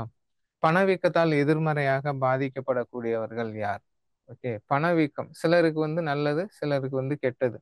இன்ஃப்ளேஷன் அட்வர்ஸ்லி எஃபெக்ட் அப்படின்னா நிலையான வருமானம் ஈட்டுவோர், கடன் கொடுத்தவர்கள், டெபாசிட் செய்தவர்கள், இவங்க எல்லாரையுமே வந்து என்ன பணவீக்கம் வந்து பாதிக்கும். ஒரு ஸ்டாண்டர்டா ஒரு வருமானம் வாங்குறவங்க எல்லாரையும் பணவீக்கம் வந்து பாதிக்கும். கடன் கொடுத்தவர்கள் பாதிக்கப்படுவாங்க. ஆனா கடன் வாங்கியவர்கள் ஹாப்பியா இருப்பாங்க. ஓகேவா? பணவீக்கத்தால் பயனடைபவர்கள் யார் அப்படின்னா கடன் வாங்கியவர்கள், வணிகர்கள், தொழிலதிபர்கள். ஏன்னா குறைந்த விலையில் வாங்கினதை அதிக விலைக்கு வித்துருவாங்க. ஆனா அதனால பணவீக்கத்தால பயனடைபவர்கள்னு கேட்டாங்கன்னா கடன் பெற்றோர், வணிகர்கள், தொழிலதிபர்கள். பாதிக்கப்படக்கூடியவர்கள்னா நிலையான வருமானம் ஈட்டுவோர், கடன் கொடுத்தவர்கள், டெபாசிட் செய்தவர்கள். ஓகேவா? அதிகாரப்பூர்வமாக அந்நிய செலாவணி மாற்று விதத்தை அறிவிக்கும் அமைப்பு எது அப்படின்னா ஆர்பிஐ தான். வேற யாருக்கும் அந்த பவர் கிடையாது. Vijaya bank and Dena bank merged with Vijaya bank, Dena bank ரெண்டு தான் பேங்க் ஆஃப் பரோடா அப்படின்னு என்ன பண்ணியிருப்பாங்க, 1 ஏப்ரல் 2019ல மாத்திருப்பாங்க. ஆர்பிஐயின் கூற்றுப்படி இந்தியாவின் பணக்கார மாநிலம் எதுனா மகாராஷ்டிரா. ஏன்னா சொன்னால ஆர்பிஐ வந்து எல்லாத்தையும் கண்காணிக்கும். வரவு செலவு பட்ஜெட் என்னென்ன வருது அப்படிங்கிறதெல்லாம். அந்த மாதிரி பார்க்கும்போது ஆர்பிஐ என்ன சொல்லுதுன்னா கடந்த 10 வருடங்களாகவே மகாராஷ்டிரா தான் டாப்ல இருக்கு. 2வது இடத்துல கர்நாடகா, இல்ல குஜராத், தமிழ்நாடு, இந்த மாநிலங்கள் மாத்தி மாத்தி இருக்காங்க. ஓகே, மைய வங்கி மேற்கொள்ளும் பணிகளில் தவறானது. பணத்தை வெளியிடுதல் அதோட பணிதான். மாற்று வீதத்தை கட்டுப்படுத்துதல் அதோட பணி. வணிக வங்கிகளை கட்டுப்படுத்துதல். பணத்தின் நடுநிலைத்தன்மை. ஓகேவா? இது வந்து பணத்தின் நடுநிலைத்தன்மை வந்து வராது. ஓகே, மற்ற 3 மைய வங்கி மேற்கொள்ளும் பணிகள் தான். அடுத்து ஆர்பிஐ 1934ல் 5 ரூபாய் நோட்டை வெளியிட்ட போது அதில் யாருடைய உருவம் இருந்ததுன்னு கேக்குறாங்க. 6ஆம் ஜார்ஜ் அவரோட உருவம் தான் 1934ல இருந்துச்சு. ஓகே, அதுக்கப்புறம் பாத்தீங்கன்னா சுதந்திரத்திற்கு பிறகு அசோக ஸ்தம்பம் இருந்தது இந்திய ரூபாய் நோட்டுகள்ல. 1969ல இருந்து தான் காந்தியோட படம் வந்து ரூபாய் நோட்ல இருக்கு. ஏன் 1969 அப்படின்னா அது காந்தியோட நூற்றாண்டு விழா. காந்தி வந்து 1869 அக்டோபர் 2ல பிறந்திருப்பாரா, அதனால அவரோட நூற்றாண்டு விழால இருந்து காந்தியோட போட்டோ பணத்துல வருது. காந்தி போட்டோவுக்கு முன்னால என்ன இருந்துச்சு? அசோக ஸ்தம்பம் அதுதான் இருந்துச்சு. அதுக்கு முன்னால இது இருந்துச்சு. ஓகே, 6ஆம் ஜார்ஜோட போட்டோ இருந்துச்சு. பணவீக்கம் எதனால் ஏற்படுகிறது? தொடர்ச்சியான விலைவாசி ஏற்றம், மக்கள் தொகை பெருக்கம், தேவை அதிகரிப்பு, இதனாலதான் பணவீக்கம் ஏற்படுகிறது. ஓகேவா? அடுத்து பாருங்க. பொதுத்துறை வங்கிகளின் லாபகரத்தை மதிப்பீடு செய்வதற்காக அமைக்கப்பட்ட குழு நரசிம்மம் குழு. நான் நரசிம்மம் சொன்னல, ஃபாதர் ஆஃப் ஆர்பிஐன்னு, இவர் தான். பொதுத்துறை வங்கிகளின் லாபகரத்தை மதிப்பீடு செய்வதற்காக அமைக்கப்பட்ட குழு நரசிம்மம் குழு. அமெரிக்க அரசு வங்கியின் பெயர், இப்ப நம்ம ஆர்பிஐன்னு சொல்றோம்ல, அது மாதிரி அமெரிக்கால வந்து அந்த பேங்க் என்ன சொல்றாங்கன்னா ஃபெடரல் ரிசர்வ் பேங்க் அப்படின்னு சொல்றாங்க. ஓகே, நாம் ஏன் ஒரு பணக்கொள்கையை வைத்துள்ளோம் அப்படின்னு ஒரு கேள்வி கேட்டாங்கன்னா, வரி வருவாயை அதிகரிக்க, பொருளாதார வளர்ச்சி, வறுமையை குறைத்திட, பணவீக்கத்தை கட்டுப்படுத்த, அப்படி வந்து கேட்குறாங்க. இதுல வந்து பொருளாதார வளர்ச்சி, பணவீக்கத்தை கட்டுப்படுத்த தான் நம்ம வந்து ஒரு பணக்கொள்கையை வந்து வைத்திருக்கோம். பின் வருவனவற்றுள் எது நிதி கொள்கையின் கீழ் வரும் அப்படின்னு கேட்குறாங்க. நான் ஆல்ரெடி சொன்னேன். நிதி கொள்கை அப்படிங்கிறது வரவு செலவு பட்ஜெட் இது சம்மந்தப்பட்டது. ஃபினான்ஸ் கமிஷன் கண்ட்ரோல் பண்ணும். பண கொள்கை அப்படிங்கிறத பார்த்தீங்கன்னா ஆர்பிஐ கண்ட்ரோல் பண்ணும். இப்போ வந்து வங்கி வீதம், வெளியங்காடி நடவடிக்கை, ஓப்பன் மார்க்கெட், மாறும் ரொக்க வீதம் இதெல்லாம் ஆர்பிஐ ரிலேட்டட். அரசின் செலவு வருது பாருங்க. அது மட்டும்தான் நிதி கொள்கை. அதோட சம்பந்தப்பட்டது. ரிசர்வ் வங்கியின் டிஜிட்டல் கொடுப்பனவுகளை மேம்படுத்துவதற்கான வழிமுறைகளை கூறுவதற்கு யார் தலைமையில் குழு அமைக்கப்பட்டதுன்னா நந்தன் நீல்கனி. ஏன்னா இப்போ ஒரு 10 வருஷமா பாத்தீங்கன்னா டிஜிட்டல் மயமாயிருச்சு. நீங்களே கொஞ்சம் யோசிச்சு பாருங்க. ஒரு 10 வருஷத்துக்கு முன்னால யாரு ஜிபே யூஸ் பண்ணா? யாரு இது? யாரோ ஒருத்தர் 2 பேர் இருந்துச்சு. ஜிபே எல்லாம் இருந்துச்சு. ஆனா யாரோ ஒரு சிலர் மட்டும் பயன்படுத்தியிருப்பாங்க. பெரிய பெரிய சிட்டில. ஓகே. நான் வந்து ஒரு ஒரு 2017ல விசாகப்பட்டினம் போனேன். அங்க டீ கடையில எல்லாம் ஜிபே இருந்துச்சு. அப்ப நம்ம ஊர்ல எல்லாம் ஜிபே எல்லாம் வரல. பெருசா வந்து அறிமுகமாகல. இப்ப வந்து பாத்தீங்கன்னா, நம்ம ஊர்ல எல்லா சின்ன சின்ன கடை வரைக்கும் ஜிபே வந்துருச்சு. இப்படி வந்து இந்த டிஜிட்டல் பண பரிவர்த்தனை வந்து அந்த பர்சன்டேஜ் அதிகமாயிட்டே போகுது. இப்பயே கிட்டத்தட்ட 85% மேல அந்த பரிவர்த்தனையா. இன்னும் ஒரு 2, 3 வருஷத்துல 95, 99% ஆயிரும். ஓகே. அந்த அளவுக்கு டிஜிட்டல் பரிவர்த்தனைங்கிறது ரொம்ப அதிகமாயிருச்சு. இது சம்பந்தமா வந்து ஆராய்ந்த குழு எதுனா நந்தன் நீல்கனியோட குழு தான் இந்த டிஜிட்டல் பண பரிவர்த்தனையை பத்தி ஆராய்ச்சி பண்ணியிருக்காங்க. சுதந்திரத்திற்கு பிறகு இந்தியாவில் பண மதிப்பு குறைப்பு டிவேல்யூவேஷன் எத்தனை முறை செய்யப்பட்டது அப்படின்னு கேக்குறாங்க. நான் ஆல்ரெடி சொன்னேன். டிமானிட்டைசேஷன்ங்கிறது வேற, டிவேல்யூசேஷன் அப்படிங்கிறது வேற. ஓகேவா? டிமானிட்டைசேஷன்னா என்னது? ஒரு 2000 ரூபாய் நோட்டா இருந்தாலும் நான் இது செல்லாதுன்னு நான் சொல்லிட்டேன்னா அடுத்த செகண்ட் செல்லாது. அதுதான் டிமானிட்டைசேஷன். ஓகேவா? டிவேல்யூசேஷன் அப்படிங்கிறது என்னன்னா பொருளாதாரம் கொஞ்சம் தடுமாறும் போது நம்மளே வந்து என்ன பண்றது? அமெரிக்க டாலருக்கு எதிரான நம்ம மதிப்பை குறைச்சிக்கிறது. இப்போ ஒரு ஒரு டாலருக்கு 50 ரூபானா நம்மளே என்ன பண்றது? ஒரு டாலருக்கு நாங்க 50 இல்ல நாங்க 60ஆ மாத்திக்கிறோம்னு குறைச்சிக்கிறது. ஓகேவா? அது மாதிரி நம்ம எத்தனை தடவை பண்ணியிருக்கோம்னா ஒரு 3 டைம் பண்ணியிருக்கோம். 1949ல சுதந்திரத்துக்கு பிறகு ஒண்ணு பண்ணோம். 1966ல ஒரு தடவை பண்ணோம். புதிய தொழில் கொள்கை கொண்டுட்டு வந்துட்டு 1991ல பண்ணியிருக்கோம். ஓகேவா? ஒரு நாட்டின் மைய வங்கி அந்நாட்டின் பணத்தை மற்ற நாடுகளின் பண மதிப்பு அடிப்படையில் தாமாக முன்வந்து குறைத்து நிர்ணயிப்பது பண மதிப்பு குறைப்பு. அதான் சொன்னேன்ல. இப்ப பணத்தின் மதிப்பை வந்து உலக நாடுகளோ வேற யாரும் மிரட்டியெல்லாம் நம்மள குறைக்க மாட்டாங்க. நம்மளே வந்து என்னால முடியாதுப்பா. உனக்கு ஈக்குவலா நான் வரணும்னா நான் குறைச்சிக்கிறேன் அப்படின்னு நம்மளே குறைச்சிக்கிறது தான். தானாக முன் வந்து குறைப்பது தான். பண மதிப்பிழப்பு டிமானிட்டைசேஷன் சொன்னல அது வந்து 8 நவம்பர் 2016ல பண்ணாங்க. இது ரொம்ப முக்கியம். சில விஷயம் பார்த்தீங்கன்னா எக்கனாமிக்ஸ்ல வித் டேட்டோட கேட்பாங்க. அந்த இதுல இதுவும் ஒண்ணு. 8 நவம்பர் 2016. ஆர்பிஐ வங்கி குறை தீர்ப்பாயத்தினை எந்த ஆண்டு கொண்டு வந்தது அப்படின்னா 1995ல வந்து ஆர்பிஐ இந்த வங்கி குறை தீர்ப்பாயத்தினை வந்து கொண்டு வந்தது. ஓகேவா? பின் வருவனவற்றுள் எது நிதி கொள்கையின் கருவி அல்ல? நான் தான் சொன்னேன்ல நிதி கொள்கையில வந்து வரவு செலவு, வரிகள், பொது கடன் எல்லாம் வரும். வங்கி வீதம் அப்படிங்கிறது பணக் கொள்கை. அவ்வளவுதான். சிம்பிளான ஒரு கொஸ்டின். வங்கி விகித கொள்கை என்பது டேஸ் என்றும் அழைக்கப்படுகிறதுனா தள்ளுபடி விகித கொள்கை எனவும் அழைக்கப்படுகிறது. வங்கி விகித கொள்கை என்பது டேஸ் என்றும் அழைக்கப்படுகிறதுனா தள்ளுபடி விகித கொள்கை எனவும் அழைக்கப்படுகிறது. இந்தியாவில் நவீன நாணய முறையின் தந்தை சிர்சா. இதை நம்ம பார்த்துட்டோம். வணிக வங்கிகள் வாணிபத்திற்கான குறுகிய கால கடனை அளித்தல் மற்றும் கடன் உருவாக்கம் செய்யும் நிறுவனங்கள் ஆகும் என்று கூறியவர் வந்து கல்பர்ட்சன். வணிக வங்கிகள் வாணிபத்திற்கான குறுகிய கால கடனை அளித்தல் மற்றும் கடன் உருவாக்கம் செய்யும் நிறுவனங்கள் ஆகும் என யாரு கூற்றுனா கல்பர்ட்சன் அப்படிங்கிறவரோட கூற்று. ஓகேவா? அடுத்து இது அடிக்கடி டிஎன்பிஎஸ்ல கேட்டாங்க. 14 major banks were nationalised in India இந்த இயர் 1969 ஜூலை 19. இந்தியாவில் 14 வங்கிகள் தேசியமயமாக்கப்பட்ட வருடம். இந்தியாவில் வந்து 50 கோடிக்கு மேல் வைப்பு தொகை வைத்திருந்த 14 வங்கிகளை தேசியமயமாக்கியிருப்பாங்க இந்திரா காந்தி 1969ல. ஓகேவா? அடுத்து 1980ல 200 கோடிக்கு மேல வைப்பு தொகையை வைத்திருந்த ஒரு 6 வங்கிகளை தேசியமயமாக்கியிருப்பாங்க. இது ரெண்டுமே அடிக்கடி கேட்குறாங்க. எந்த நாட்டு நாணயம் சமீபத்தில் ஐஎம்எஃப்பின் நாணய கொடையில் சேர்க்கப்பட்டதுன்னா சைனாவோட யுவான். இது வந்து கரண்ட் அஃபேர் கொஸ்டின். அப்போ கேட்கும்போது 2019ல கேட்கும்போது இப்போ ரீசெண்டா நீங்க என்ன பார்க்கணும்னா இது மாதிரி ஒரு நாணயத்துல புதியதாக அந்த இதுல ஒரு அமைப்புல சேர்றாங்கன்னா பார்த்துக்கணும். ஓகேவா? இது இது கேட்க மாட்டாங்க. ஏன்னா இது 6 இயர்ஸ் ஆச்சு இது நடந்து. உலகின் முதல் பிளாக் செயின் டெக்னாலஜி பத்திரத்தை அறிமுகப்படுத்திய வங்கினா வேர்ல்டு பேங்க். ஓகேவா? இப்போ வந்து இந்த ஆன்லைன்ல பண பரிவர்த்தனை எல்லாம் நடக்குது அதிக அளவுல. அதனால அந்த சைபர் கிரைம்ஸ் வந்து ரொம்ப அதிகமா இருக்கு. ஈஸியா வந்து ஏமாத்திடுறாங்க. ஓகேவா?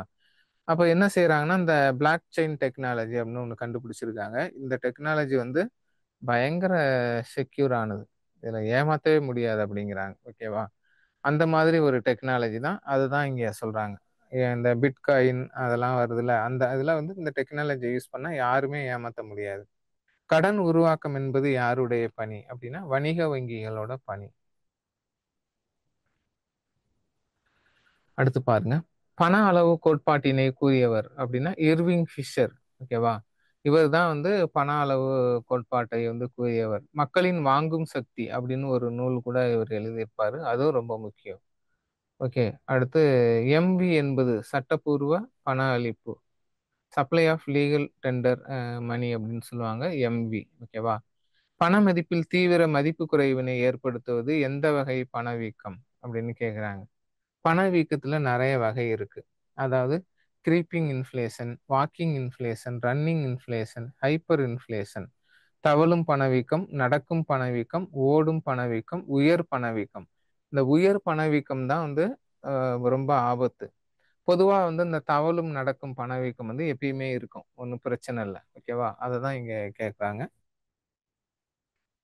இந்திய மைய வங்கி எந்த விதியின்படி எல்லா வகையான பண நோட்டுகளை வெளியிடும் அதிகாரம் பெற்றுள்ளது அப்படின்னா, விதி 22 அதன்படி தான் வந்து என்ன செய்யுது, எல்லா வகையான பணத்தை வெளியிடும் அதிகாரம் பெற்றிருக்கு. பணம் மட்டுமே பணத்தின் தேவையை சந்திக்கும். பணம் எதையெல்லாம் செய்ய வல்லதோ அதுவே பணம் என்பது யார் கூற்றுனா பேராசிரியர் வாக்கர். இதான் அடிக்கடி கேட்டிருக்காங்க டிஎன்பிஎஸ்ல. பேராசிரியர் வாக்கரோட கூற்று தான் இது. ஓகேவா? அடுத்து இலக்கமுறை பொருளாதாரத்தில் இந்தியா ஒரு உலகளாவிய போட்டியாளராகும் அப்படின்னா சுந்தர் பிச்சை. இது நம்ம அடிக்கடி கேட்டோம். உலக வங்கியின் முக்கிய நோக்கம் என்னன்னா வறுமை ஒழிப்பு. இது ரொம்ப முக்கியம். உலக வங்கியோட முக்கிய நோக்கம் என்னன்னு பாத்தீங்கன்னா வறுமை ஒழிப்பு. ஓகேவா?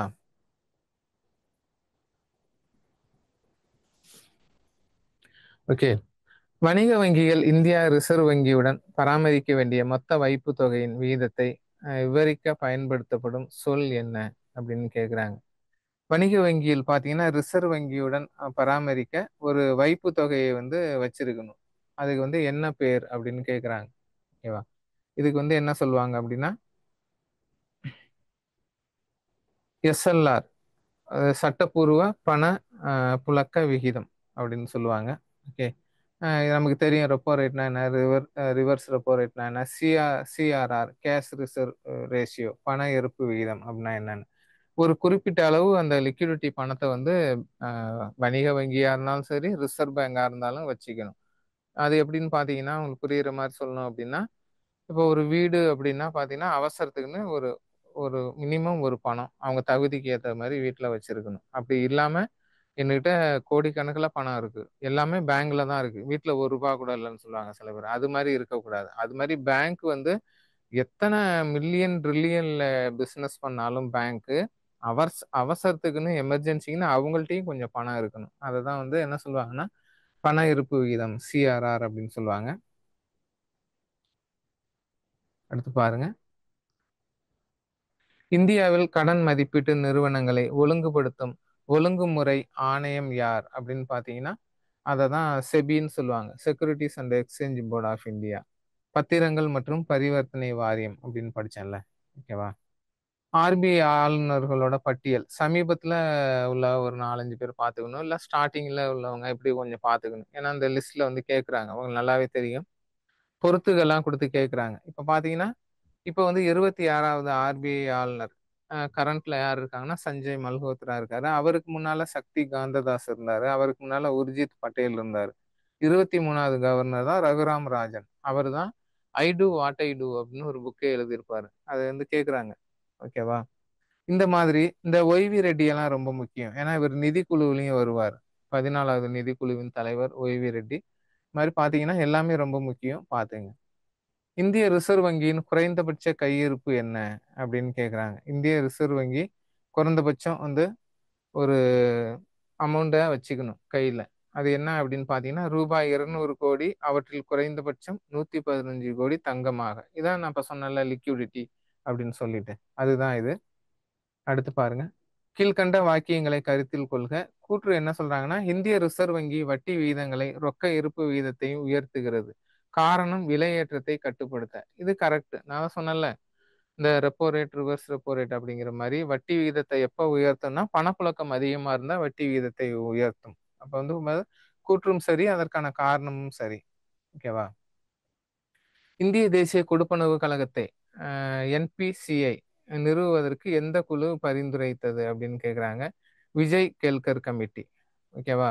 இவரும் நிதிக்குழுவோட தலைவரா இருந்திருப்பார். விஜய் எல் கேல்கர் அப்படிங்கிறவரு 13வது நிதிக்குழுவின் தலைவரா இருந்திருப்பார். ஓகேவா? எல்லாமே பாத்துங்க. நான் ஆல்ரெடி சொல்லியிருக்கேன் உங்களுக்கு, நிதிக்குழு வந்து ரொம்ப முக்கியம்.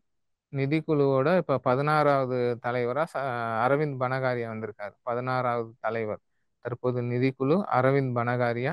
முதல் நிதிக்குழுவின் தலைவர் அப்படின்னா கேசி நியோகி. 2வது நிதிக்குழுவின் தலைவர் சந்தானம். 3வது நிதிக்குழு ஏகே சந்தா. 4வது நிதிக்குழு ராஜமன்னார். 5வது நிதிக்குழு மகாவீர் தியாகி. 6வது நிதிக்குழு பிரம்மானந்த ரெட்டி. 7வது நிதிக்குழு என்கேபி சால்வே. 8வது நிதிக்குழு ஒய்பி சாவன். ஓகேவா? இப்படி வந்து அந்த லிஸ்ட் வந்து உங்களுக்கு தெரிஞ்சிருக்கணும் நிதிக்குழு சம்பந்தமா. அதுல விஜய் எல் கேல்கரும் நிதிக்குழுல வருவாரு. வங்கிகள் தேசியமயமாக்கலின் முக்கிய நோக்கம் வந்து சமூக நலம். அதனாலதான் வங்கிகளை வந்து என்ன பண்ணாங்க, நேஷனலைஸ் பண்ணாங்க. ஓகே. பண்டைய காலத்தில் பண்டமாற்றத்துக்கு பதிலாக பொது மதிப்பீடாக பயன்படுத்தப்பட்ட உலோகம் எதுனா தங்கம். அது புக்ல இருக்கு. ஓகேவா? பணம்லாம் வர்றதுக்கு முன்னாடி தங்கத்தை பயன்படுத்திருக்காங்க. சர்வதேச வணிகத்தில் பயன்படுத்தப்படும் நாணய முறை வந்து அமெரிக்க டாலர். இது எல்லாருக்குமே தெரியும். ஜப்பான் நாட்டின் பணத்தின் பெயர் என். ஒவ்வொரு நாட்டு நாணயத்துக்கும் ஒரு பெயர் இருக்கு. அது எஸ்எஸ்சில எல்லாம் எந்த கண்ட்ரி வேணாலும் கேட்பாங்க, ரயில்வேல எல்லாம். ஆனா நம்ம டிஎன்பிசில அந்த கரன்சி, கேபிட்டல் அது மாதிரிலாம் எதுவும் கேட்க மாட்டாங்க. பண விநியோகம் எத்தனை பிரிவுகளாக பிரிக்கப்பட்டுள்ள? 4 பிரிவுகளாக. ஓகேவா? பணவீக்கம் என்பது சட்டப்பூர்வமற்ற வரி விதிப்பு என்பது யாரு கூற்றுனா மில்டன் பிராட்மேன். ஓகேவா? ஏன்னா பணவீக்கம் அப்படிங்கிறது கவர்மெண்ட் என்ன பண்ணும், திடீர்னு அது வட்டியை வந்து உயர்த்தும். அது வந்து சட்டப்பூர்வமற்ற வரி விதிப்புன்னு மில்டன் பிராட்மேன் சொல்றாரு. ஆனா அதை அவங்க பாயிண்ட் ஆஃப் வியூல அது பண்ணிதான் ஆகணும் அதை. ஓகேவா? ஆர்பிஐ அதிகபட்சமாக 10,000 ரூபாய் நோட்டு வரை அச்சடிக்கும் அதிகாரம் பெற்றது. இந்தியாவில் வந்து ஆர்பிஐ 10,000 ரூபாய் நோட்டு வரை அச்சடிக்கும் அதிகாரம் பெற்றது. ஜிம்பாப்வேல பாத்தீங்கன்னா 10 லட்சம் ரூபாய் வரை அச்சடிக்கும் அதிகாரம் இருக்கு ஒரு சில நாடுகளுக்கு. நமக்கு 10,000 ஆனா என்ன சொல்றாங்க, ஓகேவா? ஆனா நம்ம 2,000 ரூபாய் நோட்டு கூட நம்மள வந்து இது பண்ண முடியல. ஏன்னா கடத்தலுக்கு பணத்துக்கு வழி வகுக்கிறதுனால நம்ம இப்ப 500 ரூபாய் நோட்லயே இப்ப நம்ம ரன் பண்ணிட்டு இருக்கோம். ஓகேவா? பாத்துங்க, இந்திய ரிசர்வ் வங்கியின் முதல் அச்சகம் தொடங்கப்பட்ட இடம் வந்து நாசிக். ஓகேவா?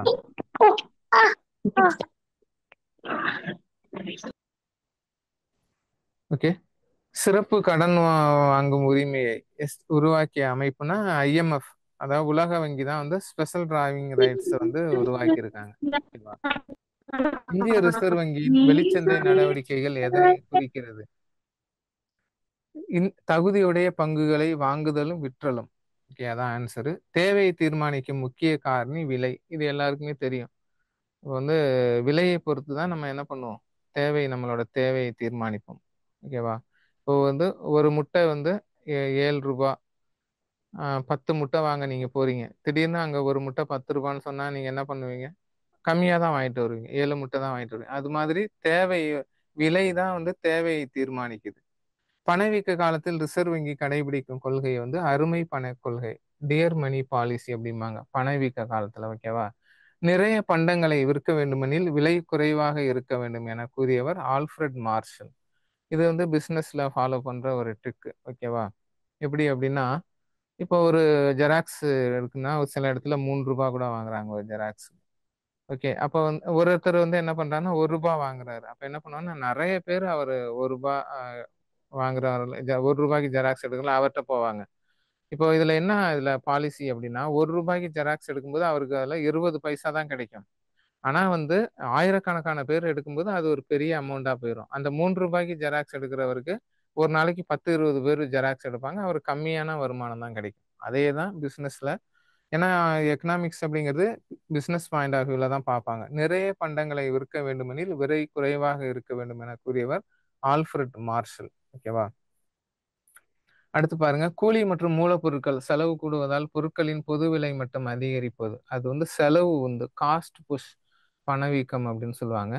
புதிய வளர்ச்சி வங்கி, new development bank head quarter எங்க இருக்குன்னு கேட்குறாங்க. ஃபர்ஸ்ட் புதிய வளர்ச்சி வங்கி அப்படின்னா என்னன்னா, பிரிக்ஸ் கண்ட்ரிக்காக தொடங்கப்பட்ட ஒரு பேங்க்.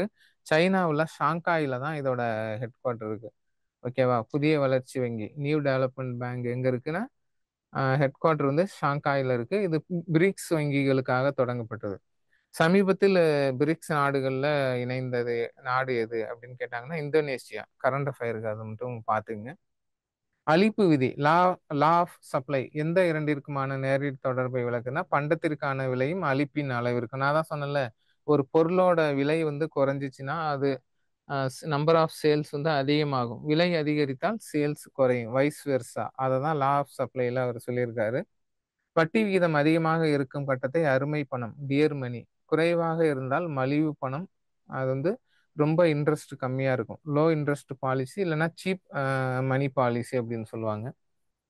ஓகே, அடுத்து பாருங்க. பொதுத்துறை நிறுவனங்களின் பங்குகளை தனியாருக்கு விற்பதை குறிப்பது திறந்த அங்காடி நடவடிக்கைகள். இதை தான் ஓப்பன் மார்க்கெட் ஆக்ஷன் அப்படின்னு சொல்லுவாங்க. பற்று அட்டை, டெபிட் கார்டு என்பது எந்த வகை பணத்திற்கு உதாரணம் அப்படின்னா, நெகிழி பணம்.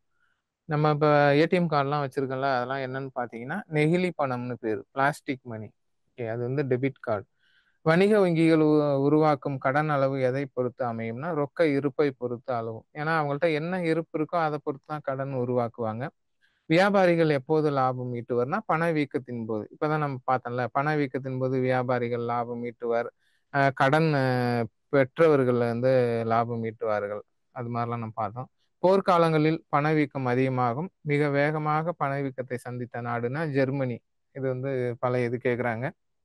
அதனால தான் போர் வந்து தேவையில்லாதது அப்படின்னு சொல்லுவாங்க. போர் வந்துச்சுன்னா பணவீக்கம் ஏற்பட்டுரும். அரசு பொதுமக்களிடமிருந்து பெறும் கடன் எவ்வாறு அழைக்கப்படுகிறதுனா பொது கடன். ஓகேவா? இது மாதிரி பாண்டு இது மாதிரி வந்து கவர்மெண்ட் வாங்கும். அதை பொது கடன் சொல்லுவாங்க. சமுதாயத்தில் தனது அந்தஸ்துக்காக விலை உயர்ந்த பண்டங்களை வாங்குவது வெப்லன் விளைவு அப்படிம்பாங்க. அதுதான் வந்து பாத்தீங்கன்னா இப்ப ஜிஎஸ்டிலே அந்த இது இருக்குல்ல, ஸ்லாப்ஸ் இருக்குல்ல, 0%, 5%, 12%, 18%, 28%. அந்த 28% எந்த பொருளுக்கு போடுவாங்கன்னா, வைரம், பிளாட்டினம், ஆடம்பர பொருள், அப்புறம் அந்த சின்டாக்ஸ்பாங்க, பாவ வரி, சிகரெட், பீடி அதுக்கெல்லாம் அந்த இது போடுவாங்க. அதுல வந்து இந்த 28% பாத்தீங்கன்னா ஆடம்பர பொருளுக்கு போடுவாங்க. ஏன்னா சில பேர் சமுதாயத்துல அந்த இப்ப வெளிநாட்டுல இருந்து 10 பீஸ் தான் வருது ஒரு கார் அப்படின்னா, அதை போட்டி போட்டுட்டு வாங்குவாங்க. பேருக்காக வாங்குவாங்க. அதுதான் ஆடம்பரம் அப்படிங்கிறது. அதை தான் வெப்லன் விளைவு அப்படின்னு சொல்றாங்க. அளவுக்கு அதிகமான உற்பத்தி ஏற்படுத்துவது வீழ்ச்சியும் மந்தமும். பொருள் வந்து அளவுக்கு அதிகமா உற்பத்தி பண்ணா என்ன, வீழ்ச்சியும் மந்தமும் ஏற்பட்டுரும். எம்வி ஈக்குவல் டு பிடி என்ற சமன்பாட்டில் வி என்பது, இப்படியும் சில நேரத்துல எல்லாம் கொஸ்டின் கேட்டிருக்காங்க. வெலாசிட்டி ஆஃப் மணி, அதை தான் வந்து வி அப்படின்னு சொல்லுவோம். அது என்ன அப்படி, இதுக்கு அர்த்தம் என்னன்னா, money supply velocity of money equal to price level value of transaction. இதுதான் நான் உங்களுக்கு சிம்பிளா சொல்லிட்டேன். ஓகேவா? அது என்னன்னா, அந்த பொருளோட விலை எப்படி இருக்கும் அதை பொறுத்து அதோட விற்பனை இருக்கும். ஓகேவா? விலை அதிகமான விற்பனை குறையும், விலை குறைந்தால் விற்பனை அதிகரிக்கும். அதை தான் இங்க சொல்றாங்க. பரிவர்த்தனையின் போது இடையீட்டு கருவியாக எவையெல்லாம் ஏற்றுக்கொள்ளப்பட்டதோ அதுவே பணம் அப்படின்னு சொன்னது கிரௌத்தர். இதெல்லாம் நீங்க மனப்பாடம் பண்ணி தான் ஆகணும். பணத்தின் பரிவர்த்தனை அளவு கோட்பாட்டினை வெளியிட்டவர் டாவன் ஹெட்டி. பணத்தின் பரிவர்த்தனை அளவு கோட்பாடு டாவன் ஹெட்டி. மக்களின் வாங்கும் சக்தி என்ற நூலை எழுதியவர் தான் இர்விங் ஃபிஷர். ஓகேவா? 6th 12th வரைக்கும் உங்களுக்கு RBI, monetary policy, fiscal policy related எல்லா பாயிண்ட்டும் இதில் கவர் பண்ணிட்டோம். ப்ரீவியஸ் இயரில் கேட்ட எல்லா கொஸ்டினும் கவர் ஆயிடுச்சு. ஓகேவா? இதுக்கு வெளியில் எதுவுமே கேட்க மாட்டாங்க. கண்டிப்பாக இதுலேருந்து ஒரு கொஸ்டின் இல்லை 2 கொஸ்டின் வரும். ஓகேவா? நீங்கள் செய்ய வேண்டியது என்னென்னா, கொஸ்டினை வந்து முடிஞ்ச அளவு புரிஞ்சு படிங்க. இல்லைனா முடியலைன்னா அதை அப்படியே மனப்பாடம் பண்ணிங்க. ஓகேவா? ஒன்றும் பிரச்சனை இல்லை. ஆனால் அந்த ஒரு கொஸ்டினை வந்து விட்டுறாதீங்க. இப்போ எக்கனாமிக்ஸில் 15 கொஸ்டின் அப்படின்னா நம்ம 15 செக்மெண்ட்டாக லெசன் நடத்திருக்கோம். அதில் மேக்ஸிமம் நீங்கள் 14 13 கொஸ்டினாவது கரெக்டாக ஆன்சர் பண்ணணும். ஏன்னா எக்ஸாம் வந்து ரொம்ப பக்கத்தில் வந்துச்சு. ஸ்பீடாக படிக்க ஆரம்பிங்க. மாடல் டெஸ்ட்லாம் நிறைய எழுதி பாருங்க. ஓகேவா? அடுத்த கிளாஸில் மீண்டும் ஒரு நல்ல பாடத்துடன் சந்திப்போம். நன்றி, வணக்கம். Send a map. You dare to dream, we care to accomplish.